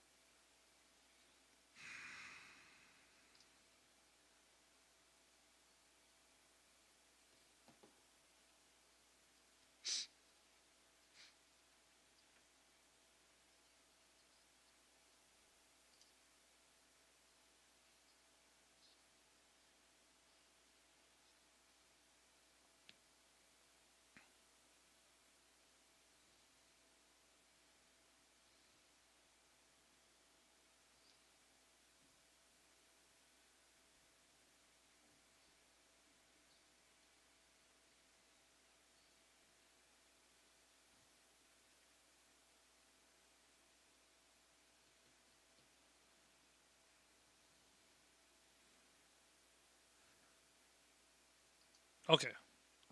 That's ridiculous. Anybody that has been following this process from the outset, let alone whether it was under Trump, even under Obama. Barack Obama, when he was president, he had kids in cages too. Nobody said shit. And in fact, when Trump was president, I believe it was Rachel Maddow of MSNBC fame, she brought up the fact that, oh my God, look at these kids. And so showed a picture. Look at these kids in cages that Donald Trump has. It turns out the picture is from 2014, and it was when Barack Obama and Joe Biden had kids in cages. But then MSNBC, the home of the Democratic Party, the home of the establishment Democratic Party, pretended as if no, it's this is Donald Trump's doing. Now that doesn't mean Donald Trump didn't have kids in cages, but it's just kind of ironic how you're showing a shot of what it was under Obama and then claiming it was under Trump. Now, if you're objective, you care about that. When you're a Democratic loyalist, you don't care about that because you just want to try and portray Donald Trump as being the bad guy, while the Democrats are the good guys, the Republicans are the bad guys, blah blah blah, all that shit. So, let's kind of break down a little bit more here what's going on. So, Jen Psaki is a typical propagandist. She's in my opinion, not very good at her job. I think she's very snide, and I think she's very, sneaky in how she responds to questions. And we're going to be getting to another I think it was press conference that she did a couple days before that, where she still would not be would not be budged on using the term crisis. But she refused to call it a crisis, instead referring it to as an enormous challenge. And you're going to see another spokesperson for the Biden administration going down the same route. And then she basically went on to give a long soliloquy about how the steps they're taking to address it is really important, and that that's what you need to do, and we need to focus on that, and that we shouldn't focus on what kind of words are being used and what kind of terminology. But wait, you wanted to use the terminology when Donald Trump was president. You wanted to call it kids in cages. You wanted to call it a crisis. Now it's not kids in cages anymore. It's facilities or whatever containers or facilities. I don't know what the hell they're calling them now. It's not kids in cages though anymore, and it's not a crisis. It's not a border crisis anymore. All of a sudden, it's become a challenge now. So and then so she finished her response by saying that we don't see the need to put new labels.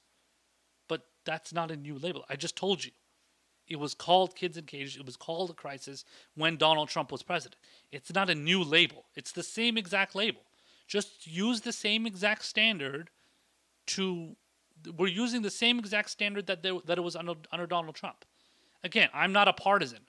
I'm not somebody that is trying to play. I'm not trying to play for Team Democrat. I'm not trying to play for Team Republican, Team whatever. I'm not playing for Team Blue or Red. I'm not Blue MAGA. I'm not Red MAGA. I'm going out there and I'm giving you the reality. And the reality is that the kids in cages still exist. They are still there. Period. And if you want to deny that, then you're living in another reality. You're living on another planet, because that's not, anybody can see that's not the truth. And if you read, there's typical MSM mainstream media establishment outlets are reporting these things about how kids are, and Caitlin Collins, the CNN reporter, pointed it out there too. The kids are still being kept in cages. They're still being kept in close quarters. They're not, even with all the COVID stuff going on, they're still doing that. How many of those kids that are being kept in cages, let alone migrants of any kind, how many of those have COVID right now? How many of those are dealing with COVID? Because COVID rates in Mexico, in Central America, they're not low either. In Brazil, it's extremely high. I know that. Now, that doesn't mean people in Brazil are coming here a lot. It's mostly people that are from Central America and Mexico. But still, in Mexico, it's high too. And I don't know if it's on more of a downward trend right now, but it's definitely high in Mexico. So how many of those people have COVID that are staying in those cages, whether it's kids or grown-ups? So why isn't that being addressed, right? Okay, so let's play another clip here. It's gonna be, let's see. It's gonna be, I'm gonna have to kind of skip over a couple parts here, but let's see.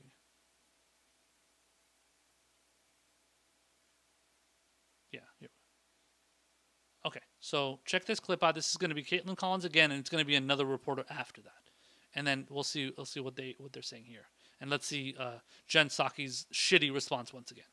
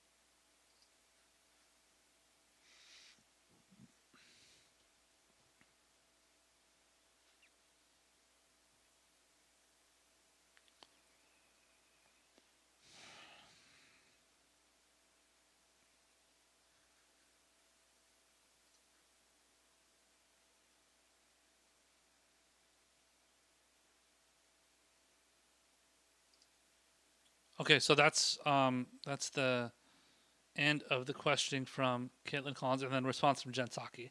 And then let me play one more here.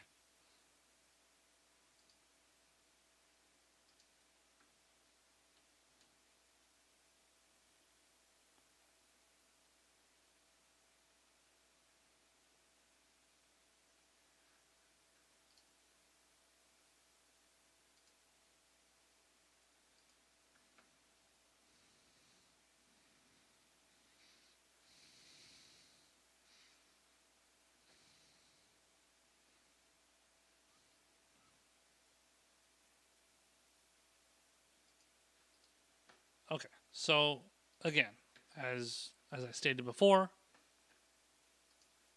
shitty response. It's not. That's not a good. Like the whole. You can see that the whole kind of strategy of Jen Psaki is for her to try and deflect, play, Neo from the Matrix and dodge questions and deflect as much as possible so that she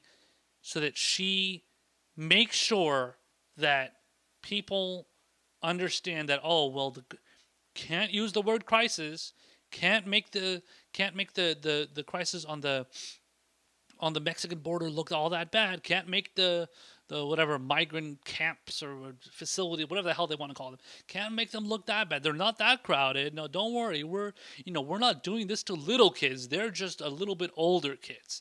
The kids are not 2 and 3 years old. They're like 7 and 9 years old or some shit. I think I saw that in another article somewhere. It's just constant rationalization, constant playing playing, what do you call it, the word I forget the term, but the term that I'm looking for is basically they're trying to make it seem not as bad as it is. Rationalization. It's constant rationalization. Maybe I already used that word, but anyway, yeah, it's just constant rationalization, constant trying to like change the narrative to not make it seem as if it's as bad as it is. When in reality, we know how bad it is. We know that it's not that good. We know that things are not looking as good as you pretend to want to say they are. And I mean, but this is the thing. Again, if you're objective, you look at the Biden presidency, you look at the Trump presidency, you make a comparison, and you see, okay, clearly Joe Biden is not doing the same. He's not getting rid of the kids in cages that he was harping away, and Democratic loyalists and all these people on the so-called left were going after Donald Trump. Okay, that's fine. You go after him. I get it. Go after Donald Trump on that. That's fine. Like in many cases, I wasn't against them going against. I'm sorry. I wasn't against them going after Trump on that. But I also knew in the back of my head, I was like, you know what? If if Joe Biden gets into office and doesn't address that, watch the attack. Watch them completely flip on a dime and be like, oh my god, no, the way Joe Biden is handling the situation is so much better than Donald Trump was handling. It's so much different. He is putting so much more care into this situation than Donald Trump was. Based on what? So what? Because because the kids aren't as young. Oh, and because you're not tearing them away from their parents. Oh, okay, so they're in these facilities or containers or whatever the hell they call them. Cages, or maybe they are cages. I don't even know if they're cages or not. But whatever they are, whatever those things are, they aren't. So they aren't. It's not as bad. So because they're with their parents, yeah. So they're with their parents. So these kids are with their parents. Oh, okay. So that makes it better. So because the kids are with their parents, and also because maybe some of them are not as young, that makes it better. So because it's like a little bit. So what difference does it make though? These kids, the kids, the parents, the whoever's, they're still being kept in these facilities, which they shouldn't be kept in. We don't know what the conditions are. We're just going based on the word of the Biden administration and how the media is portraying it. Now, again, the media has done a decent job and covering, like in the case of with Caitlin Collins from CNN, she is asking these questions. She's, I mean, outside of maybe Fox News reporters, I think she's the only one that has really been truly pressing the administration on this specific question. There's two clips of her asking the question in two different press conferences, two separate press conferences. She was the one pressing Jen Psaki on the same subject. I don't think I've seen anybody else do the same thing. But either way, the mainstream media, as terrible and horrible and shitty as they are at their job, they're actually doing a pretty decent job as far as holding Biden accountable and holding the administration accountable on this issue. But they're still like, but again, in the on the macro level, they're not going to be truly like on in the long term, they're not going to be truly holding Biden accountable. This is just an issue right now that they're holding him accountable to, and then once the kind of whole kids in cages thing gets to a point where the media thinks it's not as bad, or they get distracted by another issue, then they're not going to be asking those questions as much. They're not going to be holding them accountable as much. Then you got to rely on jagoffs like me and Kyle Kalinske and Jimmy Dore and all these people asking those questions instead, because because we're the people that are independent. We're not beholden to any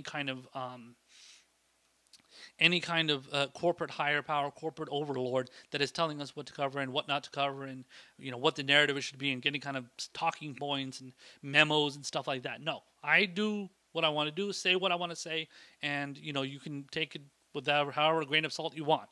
But I'm giving you the facts, and I'm giving my opinion, and I'm not pretending to be a straight news reporter either. I'm a commentator, I am an opinion maker, and I give you my opinion, but I gave it based on the facts and based on the research that I do. So again, I don't, I'm just going based on where I'm going on. We're all going based on what the Biden administration is saying, and then what the Biden administration tells the media, and then what the media reports. And you can't always rely on that. But you definitely cannot rely on what the administration says, because just as much as Donald Trump is going to be lying about stuff, Joe Biden is going to be lying. Barack Obama was lying. George W. Bush lied us into a freaking illegal war. He lied us into why 9/11 happened, and then 9/11 happened. We got to go into Iraq because of 9/11, and WMDs and all that stuff.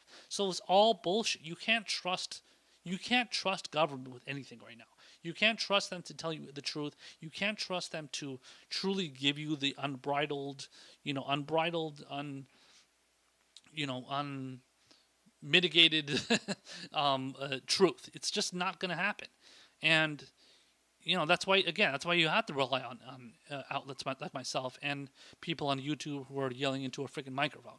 And so that's how it is. And I definitely don't trust anything Jen Psaki has to say, just as much as I didn't support or I didn't believe what Kayleigh McEnany, who was the press secretary for Donald Trump, I didn't believe the things she said either, because the whole time she was just repeating the bullshit that was coming from Donald Trump. So why should I believe Jen Psaki? Just because everybody on Twitter is like fawning over her and saying, oh, she's putting out all these Psaki bombs, which was like a hashtag that was going around for a little bit. Psaki bombs.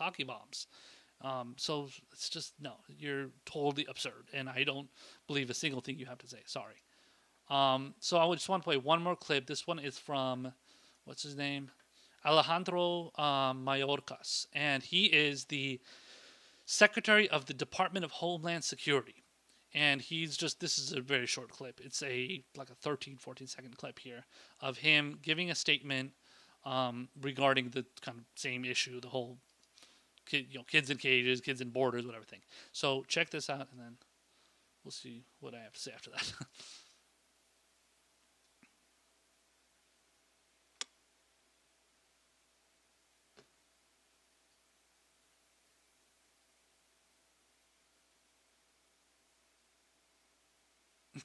Okay.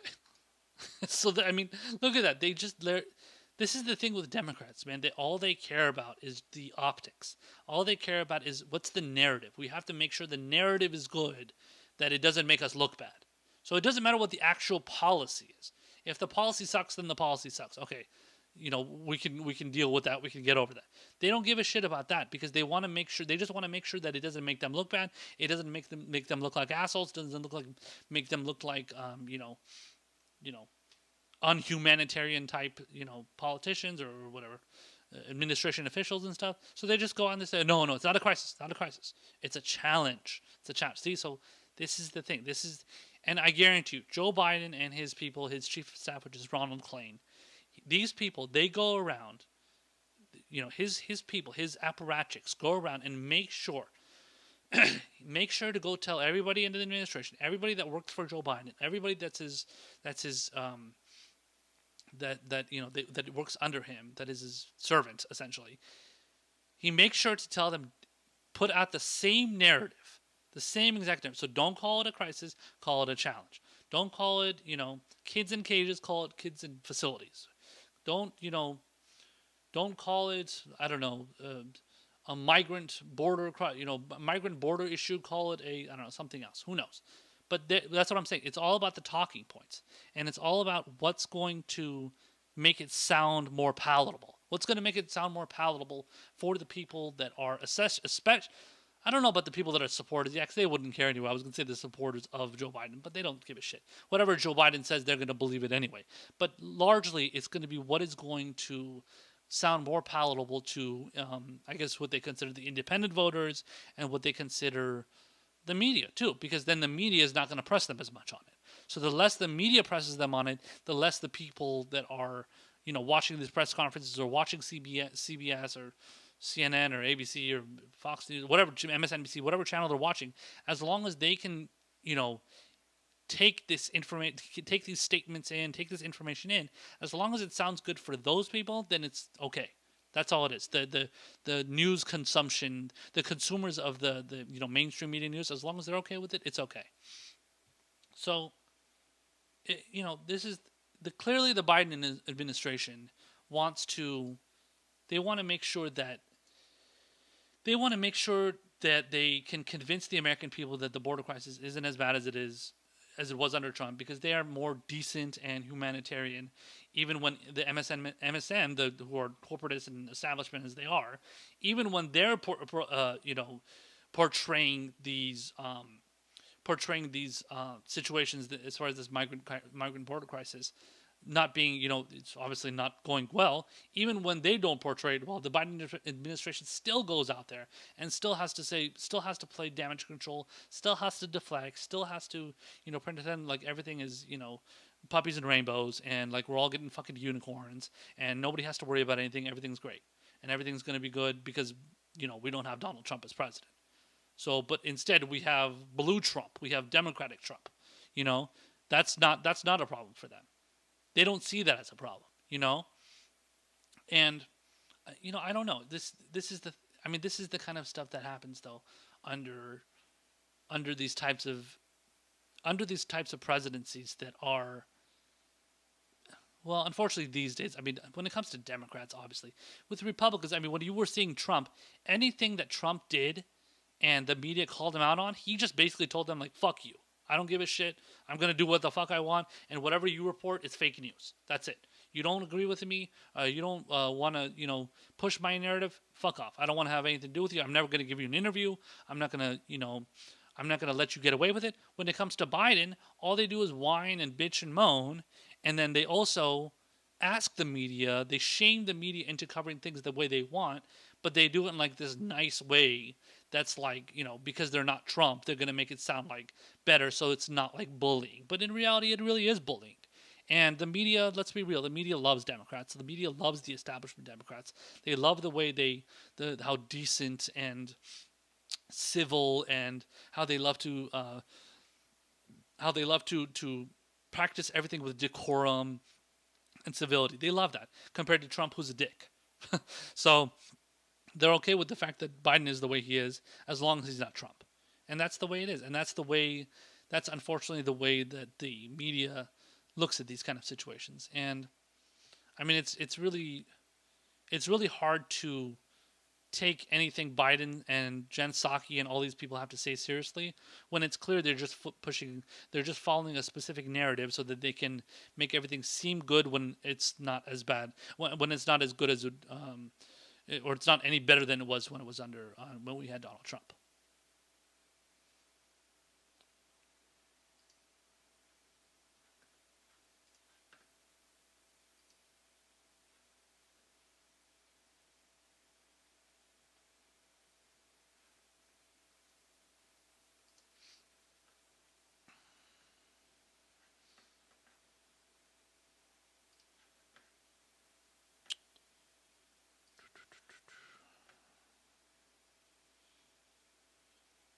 Okay, so some of you may or may not may or not have realized, but apparently Joe Biden has not held a press conference, has not held a formal press conference since he became president. And that's honestly, until I heard about it, I didn't even know that. And I didn't even know what the idea of like a press conference was. I just thought it meant like if he just speaks to the media, in a certain way, or like gives like a statement to the media, or if he like does like an interview with somebody. But apparently that's not the case. When it comes to the kind of press conference, and when it comes to a formal solo news press conference, those aren't in reference to. So that's in reference to.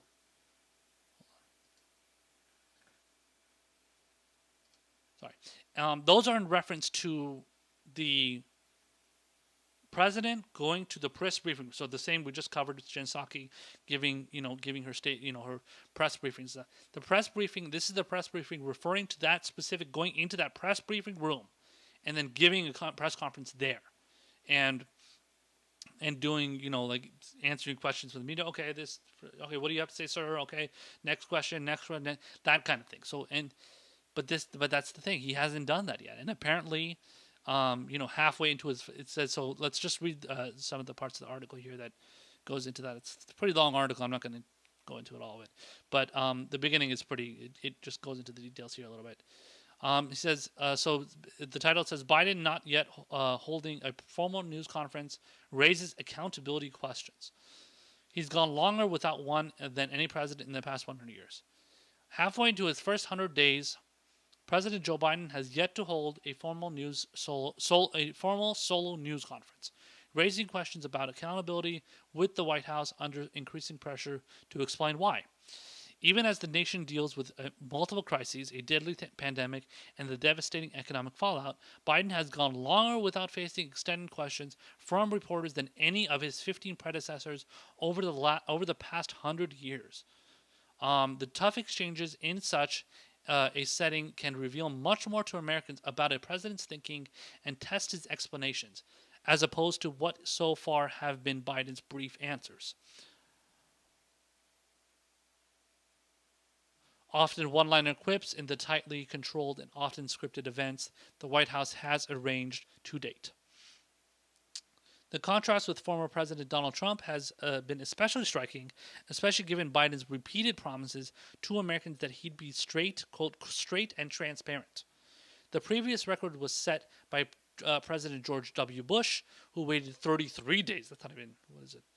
So 33 days to 50 days, yeah, before hosting a formal solo press conference. But that was more of an anomaly. Many others held them without a handful of days or a few weeks of taking office, according to analysis of documents in a database contained by the American Presidency Project at the University of California, Santa Barbara. CNN first reported on Biden surpassing his predecessor's record. The White House last week pledged Biden would hold a news conference before this month was out, but it has not yet set a date. It did schedule his first primetime address for Thursday, though to commemorate the one-year anniversary of the COVID-19 shutdown. Trump held his first solo press conference, solo formal news conference 27 days after assuming the presidency, while President Obama did the same 20 days after taking office. So yeah, you pretty much get the idea. Honestly, at the end of the day, it doesn't really matter all that much because, just like Jen Psaki is doing, Biden would just go out there and he would just, spew a bunch of his bullshit, and then he would just be saying all the same things that, Jen Psaki already says, but he says it instead. So it doesn't really matter all that much in the grander scheme of things. But it does matter on the basis of, again, what Joe Biden said and the standards that a lot of Democratic loyalists would hold Donald Trump to. So when Joe Biden became president, when Jen Psaki gave her first formal press briefing or whatever, she was like, "We are going to, make sure to deliver to you the truth from now on," or something. So, and we are going to deliver the truth to you and be honest and make sure this is a democracy. All the same fucking, kissing up to the whole kind of like decorum, civility type stuff. And in reality, you haven't done any. At least the president hasn't done that. Yeah, she's given press briefings. Okay, great, congratulations. But at the end of the day, we want to hear more from the president than from his spinsters, basically his spin doctors, basically, and we already get that enough from the media itself. The media is enough of the media is going out there and showing their support for Joe Biden and saying, speaking on his behalf and saying how great of a job he's doing. Jen Psaki pretty much does the same exact thing. The only difference is that she answers certain questions from certain members of the press and media, and then takes a little bit more fire from them. But either way, she's his spokesperson, and she puts out all the good news for him. And then anything bad happens, that she makes it sound palatable for people that might be questioning his performance as president. So it's just. I mean, a lot of this is just, it's not really, it doesn't meet the smell test when it comes to, so when you think about like what Joe Biden said he would do, what, Democrats said they wanted from a president, it just kind of, it just, honestly, it's a lot of hypocrisy, and it's a lot of, I don't know, I can't stand that kind of stuff, because I have high expectations for a president, especially when they say like, oh my God, look how terrible this last president was. We're going to do a lot better than him, and we're not going to be subjecting you to that same kind of actions and then they end up doing exactly that. And that pisses me off. I hate that. So Joe Biden, so he still hasn't, done a single one of those. Even though he hasn't done any of those, he's mostly been relegated to town halls, such as the one he did on CNN, which I covered on my last show, and pre-recorded interviews with news hosts, such as his Super Bowl interview with CBS News' Norah O'Donnell, who hosts the CBS 30-minute news show or whatever, news broadcast, and. So she did an interview with her, and then did the town hall. And other than that, I mean, he seems to be, it seems to be going along with the same theme. Of this administration, where they kind of want to. It almost seems like they want to, just as if let's say Joe Biden gives up a press conference, he only gives the press conference about, I don't know. I think one of them was about. I think it might have been. I think it was when we did the Syria bombing or something, or some sort of introducing new members of the cabinet and this and that. He would give a press conference, and then he would just walk away. And then if there was a question being asked by a reporter that was in the audience or whatever, he would be Biden would be walking away, and then he'd be going out of the he would be exiting stage right, and then he would be answering it kind of briefly, before he would completely leave the stage. So he didn't even want to deal with that. He didn't want to deal with any tough questions. Didn't want to take any of those. And he's basically just being whisked off stage right away. And it's I mean, I don't know if this is just kind of how it is with how they want to run the administration, or if, let's be real, if it's because of the fact that Joe Biden does not know how to answer good questions on the fly. And this was shown extensively during the Democratic primary. When the Democratic primary was taking place, Joe Biden did not know how to answer questions well. A lot of times he was fumbling and bumbling his way through, and going on random tangents about record player, let the kids listen to the record player at night, and all this weird stuff, and most of the time he was half asleep, and he was he was mumbling, and he didn't know where he was, he didn't know what he was talking about. His responses in general were just terrible, as far as the policy and stuff. He would just go off on some bullshit, and he'd start getting mad at people and pointing his finger and stuff. These are things that if Bernie Sanders did it, or if he did do them, if he ever did do them, the media would go crazy. But when Joe Biden did it and gave some sort of shitty answer, they don't give it. They don't even cover it. They barely even cover it. The entire time that the primary was going on, Joe Biden was getting by, just even though he was looking like a complete buffoon. And yeah, he's not the kind of person that answers good questions on the fly, and he can't do that. He's not that type of person, and it seems like they're just keeping him away from that so that they don't have to deal with him, basically getting himself into trouble, basically. So saying something that he, saying something, let's say, I don't know, he makes some sort of a statement, and then he puts out a promise out there, and then people are like, oh really, oh okay, so let's like follow up on that one. So he doesn't want to get like the follow up questions. He doesn't want to get like the tough ones where he doesn't know what to say. Not gonna, he doesn't want to deal with something where he's not gonna have like a prepared remark, because that's the thing. See, this is the problem. And listen, it's not like Donald Trump was any better with that, but the thing with Donald Trump was that he was very very good on the fly. When Donald Trump when Donald Trump was responding to questions from the media, and he was whatever doing interviews with whoever he was doing interviews with, he was very quick on his feet. As much of an idiot as he sounded like, he would still make it be like, he would make it sound convincing. And he would make it seem like, oh wow, okay, so he's on top of it. He knows what he's doing. He knows what he's going to say. He doesn't have to, he doesn't have to fumble over his words. And he just kind of like blazes through it, and then he convinces you that he's right, even though he sounds like a moron. And if you don't agree with it, then it doesn't really matter, because a lot of the times, the media, because you know being the incompetent established media that they are, they don't really hold politicians to account. So Joe Biden, he knows that he can't do that. He can't do what Trump did, and I don't know, if he tries, he's probably just gonna like. He's probably going to end up looking stupid. He tried that many times during the primary too, and he looked stupid, especially when there was like 10 other people on the stage. So he didn't know how to handle himself back then, and he still pretty much doesn't know how to handle himself. So they, even when he after he won the primary and he was going up against Trump in the general, they were keeping him in the fucking basement as much as possible. We barely ever saw Joe Biden come out. When it came down to like giving press conferences and statements and stuff. I think even one time he was giving an interview, or like doing an interview with somebody, or doing a thing with, what was it, Hillary Clinton or Bernie Sanders or something. He was like falling asleep. He was like, and then he would like have to come back, because he would have to like wake himself up again, or somebody probably nudged him awake or something with like a stick or something.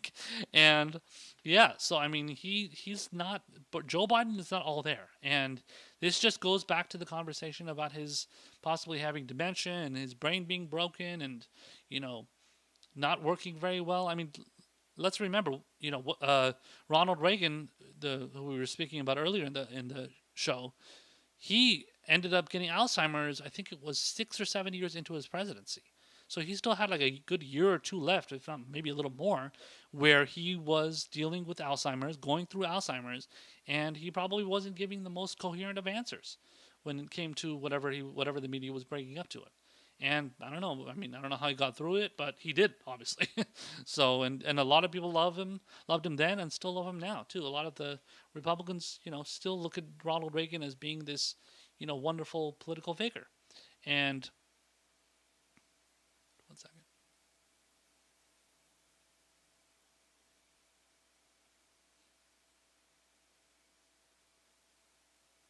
Sorry.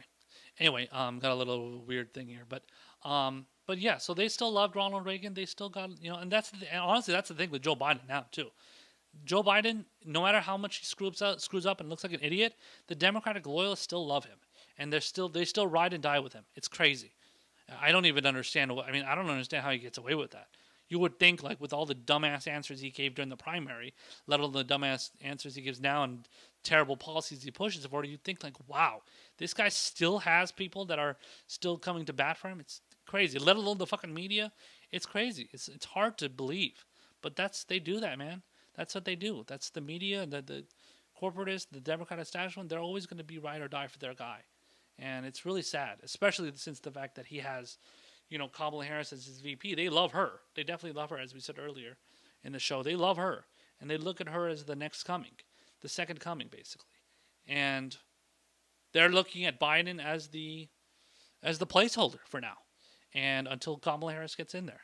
And that's what it's going to be. And we'll see if he even makes it through his presidency. She might have to take over. She might have to take over after 3 years. After, by 2023, she might have to take over if he can't make it. So we'll see. But they definitely love Joe Biden, just like any loyalists would do for their party, for their the leader, so-called leader of their party. And that's how it is with Joe Biden. And it doesn't look like it's going to change anytime soon.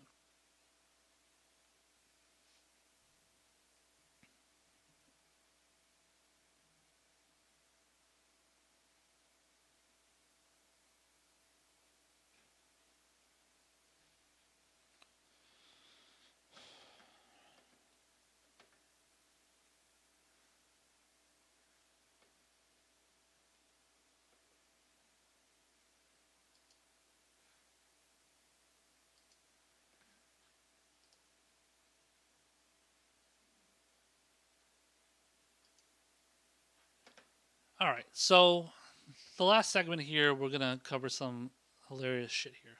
So basically, as you can see, we're looking at Joe Biden's um, like official president account, Twitter account basically here, and it just basically shows him like, so it says 50. Let me change the screen here up a little bit. So it basically says 51 days down, and it shows him like walking down this trail in slow motion. It's like a GIF or whatever of him doing that.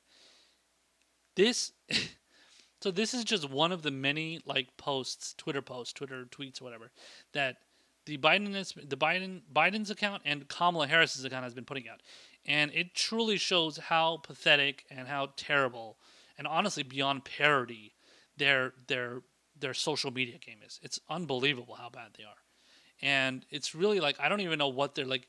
It's like they're really like sad attempt at trying to seem like woke and cool, and so they put out like these like weird like gifs and pictures. And then we're gonna get some more here, but weird gifs and pictures of them like doing like something that they think looks cool. It's totally strange, and like so one of them is like Kamala Harris reading a piece of paper, and then like Joe Biden signing a piece of legislation, or laughing with Kamala Harris, standing there laughing with her and looking really happy, and then putting out these like weird like 51 days down, and then like everybody in the fucking comments section is like, a lot of lefties I see in the comment section like mocking him because it looks ridiculous. So this is one of them that looks like totally absurd. Um, and then and then here's another one from Biden that says another week in the books. And then so that's another thing they do. And like another one will be like, we're moving the country forward, one day at a time. What's the next one? This was I'll show you the video for this, but this is like a bunch of people that they asked how the $1,400 checks will benefit them, I guess. But yeah, so like this is another one that they did. Um, some in some sort of like lame proclamation about how great the administration is doing, and and it's like this doesn't like, I don't know, and it's sad too because you see a lot of people responding to these and being like, what the fuck are you talking about? Like, obviously, like a lot of lefties are like, yeah, what the fuck are you talking about? This is crazy. Like, no, you're not doing anything. And then what do you have with the people that are like I said before, the Democratic loyalists? Oh, they're like fawning, they're swooning. They're swooning over Biden and Kamala, like, oh my God, thank you so much for what you're doing. Thank you so much for leading our country in the right way, and you're doing so much better than the last administration. We're so proud to have you. As it's like, oh my Lord, like you literally want to like vomit from all of this like ridiculous fawning and swooning over two people, Kamala Harris and Joe Biden and Kamala Harris, who aren't really doing anything of really great significance. All they're doing is just bringing us back to what it was under Barack Obama, and sometimes in many cases even worse than that. Joe Biden couldn't even get the Iran nuclear deal. He couldn't even get us back into the Iran nuclear deal after fucking Donald Trump fucked everything up there. Joe Biden, knowing that Trump did everything he did, and then Iran obviously responding in kind by getting more nukes because they were afraid that Donald Trump would start another war with him. I mean, he fucking killed the biggest general, General Soleimani in Iran, for no reason at all, pretty much. And Joe Biden is wondering, like, oh my God, why don't they want to get back into another deal with us? Well, you better come up with a fucking deal that people are gonna love instead of some bullshit that you had before. So yeah, Joe Biden hasn't done nearly close to anything that he should be doing, as much as he wants to pretend he is. So let me play this clip. It's people responding to how apparently the stimulus payment is going to help people, or has helped them, these people. So check this out.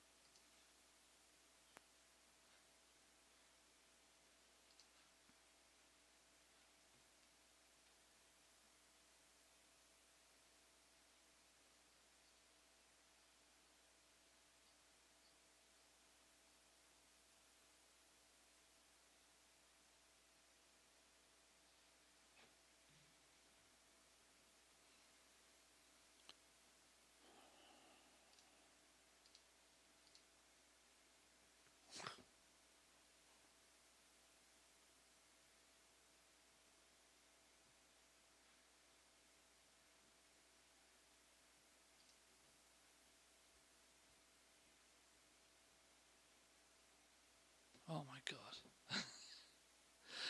Okay. Okay. Okay.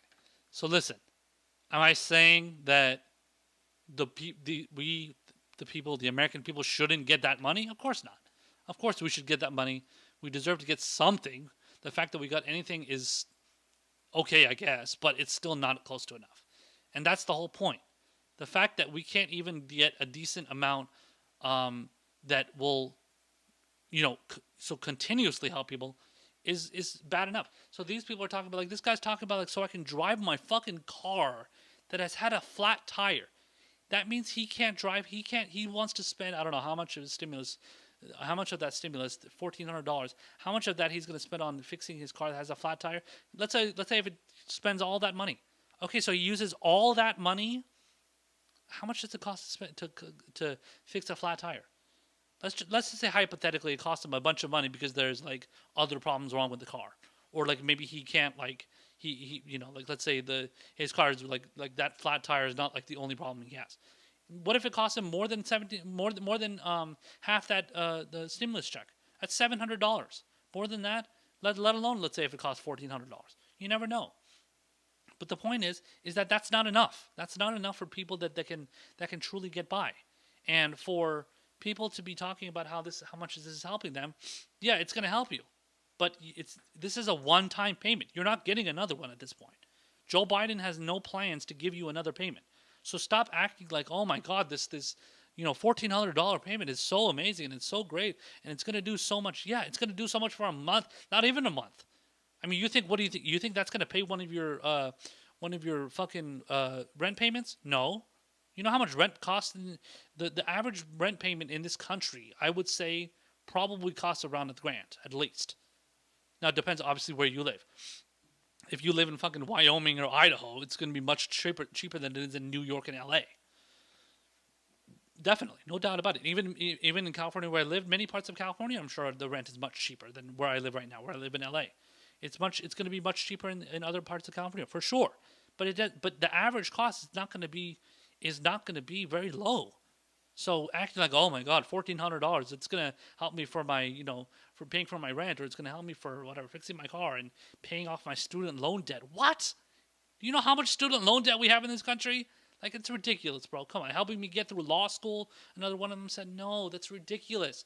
These are people, listen, I don't know if these are probably real people. I don't have any evidence to show that they're not real people. I'm not going to push some sort of conspiracy theory like that. But are these people that they specifically, like, pick out that maybe they don't have real world problems? Like, they don't have the real world problems that we're dealing with, as far as, like, people that are in poverty, people that are homeless, people that are, like, working 3 jobs and, have to put money on the dinner table for their kids and their family. They're not talking to those people. Fuck no. They're talking to people that are like, they're getting by, but they're like, that payment will help them to some extent. That's the feeling that I get. Because if you truly spoke to people that are going through those, serious, problems that we're going through in this country, as far as when it comes to poverty and homelessness and everything, those are the people that are not going to get. I mean, okay, so the $1,400 will, I don't know, it'll get you what it's going to get you. Okay, maybe it'll get you, like, maybe a month's worth of food. No, maybe more than that. Maybe, like, it depends. Like, that's the thing, though. Like, how is it going to help you in the long run? It helps you in the very, very short term. So, yeah, okay, great. So, it's like, I mean, and that's the thing. People that are homeless aren't necessarily even going to get that kind of stuff. Like, you don't even know, because this is something you have to qualify for. So, it's not just like, hey, it's not like Joe Biden is, like, going up to people, here's a check for you, here's a check for you, here's a check for you. No, that's not the way it works. This is the problem with Joe Biden's policies. This is the problem with neoliberal policies. They only go, they're all half measures. They're all partially helping people. They're all doing things that, it's very limited. It's very limited benefits. And it doesn't, and it's a lot of it, like I said before in another segment, a lot of this stuff is means tested. And it's not going to be things that it's truly going to help people in the long run. It's going to be a very, very short-term fix. So people that are, wanting to, like I said, wanting to pay their, medical bills and wanting to pay their rent, yeah, good luck. How the hell are you going to pay your rent right now? Assuming we, I don't know who's, real estate developers and stuff and landlords are putting a rent freeze. I don't think it's that many, but let's just say that there is no rent freeze and people are still being forced to pay their rent. I know I am. So you're forced to pay your rent. You know, no, I don't have that issue. I don't have the issue as far as when it comes to, not being able to pay my rent. I can pay it. But when it comes to the people that are barely getting by and not able to pay it, and let's just say their rent does cost $1,400, okay, great, that's 1 month's rent. How are you going to survive the next month? What does Biden and his fucking merry band of idiots expect people to do? Just be happy with one payment of rent, one month of rent? How about food? How about clothes? How about anything? Gas for your car so you can drive to work. What are you supposed to do? Walk to work? Take a bike to work? What if you have to drive an hour to get to work? See, this is the things that either Joe Biden and his idiots, his merry band of idiots, don't think about, or they just don't care. They're just like, whatever, just take it and stop asking anything, stop asking for anything else. This is what you're gonna get, and you're just gonna have to be happy about it. So that's honestly what it feels like, and it's so like this is an attempt by Biden and his and company to this whole. So obviously I went off a tangent there, but this is their attempt to show how cool and hip they are, because they know the optics. Like I said before, the optics and the presentation has much more effect on the simple minds of Democratic loyal supporters, as well as the media, who just respond with an attaboy and yes queen and fawning over what Kamala Harris, which I'll show you in a second, does, and you are doing an amazing job for the American people, all that bullshit. So let me show you the rest of them here. The rest of them I think are all from Kamala Harris. What is this one? Oh, this is Joe Biden showing the warmongers, the female warmongers that he's putting into the armed forces. This is what five. So he's like, oh, so typical identity politics bullshit here. Like, oh well, I have a female vice president, and then I have a female. What is it? A female armed service, I don't know which, army, navy, whatever, and then I got another one that's I think she's gay, I think she's lesbian, I believe, and so representing the LGBT community. So it's like, yeah, like this is just Joe Biden going out there and people respond. What is it here? It says, "Thank you for demonstrating to my children that murderers come in all sizes, colors, and genders." So it's like basically I think this is a term that Richard Medhurst used. He's another new media host, great new media host. He said the Rainbow Death Coalition or something. So basically putting female members in the armed forces and leading the just like the who was it, Lloyd Austin, that he put, he's a black guy that he put as the Secretary of Defense. So it's like, look, black guy. Well, this guy was apparently on the board of Raytheon. So he was on the board of Raytheon working for a fucking defense contractor, and then Joe Biden puts him as the Secretary of Defense. Wow, shocker. So this is Joe Biden's Rainbow Death Coalition over here, representing LGBT, representing women, and then the white man. Apparently they don't see that to be the problem. They don't see a problem with the white man being in there, but everybody else was a woman and a woman of color and a lesbian, and then everything's wonderful because of that. So. And then moving on to, I think, Kamala Harris, a couple Kamala Harris ones here. We got 3 of them. One of them is, look, putting in the work, ready to take on the week ahead. So this was from February 20th. So Kamala Harris reading papers. So apparently Kamala Harris reading is something that needs to be documented. And she's wearing high heels, and she's looking very female and very woke and very attractive. Wonderful. Okay, so let's see the next one here. Oh, it's a reflection of Kamala Harris. Look at that, reflecting on our first 51 days. Wow. I'm sure that's not a coincidence when Joe Biden says we're, 51 days down. So apparently she puts it on the same exact day. Well, I think it was the next day, because that says 13th. So that was actually the next day. Apparently they don't have their days down, but okay. 51 days for Kamala Harris. Apparently on the 13th, and then 51 days in for President Biden on the day before that. Apparently, okay. So anyway, reflecting on our first 51 days, and this one is funny from Bernie Tvest, at Bernie Tvest on Twitter. She says 0 delegates. I love that. So so that's another one, and then the final one here was probably the most ridiculous one, was her ready to head into a new week and deliver for the American people. Yeah, what are you delivering? What the fuck are you delivering? You're not delivering anything. You're not even doing. You're the VP. What are you doing? I don't understand this is that I'm saying though. They think this looks cool. They think this is like, yeah, look, walking in her high heels, and she's a woman of color, and she's looking really strong and looking really poised, and wow, yeah, everybody loves it. Yeah, I'm sure all the entire K Hive and Kamala Harris people are fucking swooning over her because of this, because she's walking. Wow, reading a piece of paper, walking, and sitting at a desk. Yeah, really, really nice, Kamala. Yeah, what are you doing on policy? Are you doing anything on policy? Oh yeah, you refused to overrule the Senate parliamentarian, like we talked about earlier, when it came to their advice, not their rule, but their advice on not putting $15 minimum wage in the American Rescue Plan. You decided not to overrule the Senate parliamentarian, a position that nobody had heard of before that. You decided to not overrule that, not to refuse that recommendation and do something that would help the American people.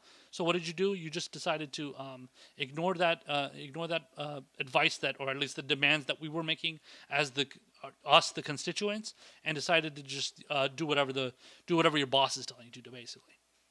I mean, how much more useless can you get?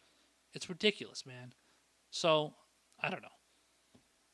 I get so annoyed by this shit. It's so ridiculous the way they portray themselves as being like super woke and super like cool and everything. Like everybody's supposed to like fawn over you because you supposedly put out these cool pictures and look really whatever, and like we're supposed to like love it and shit. Like, no, we don't love any of this. This looks absurd, and anybody that falls for this stuff is just already a fan of Kamala Harris, is already a fan of Joe Biden, loves the Democratic Party, loves everything that they do, the crumbs that they fucking give us, and they just put up with it, and they're okay with it.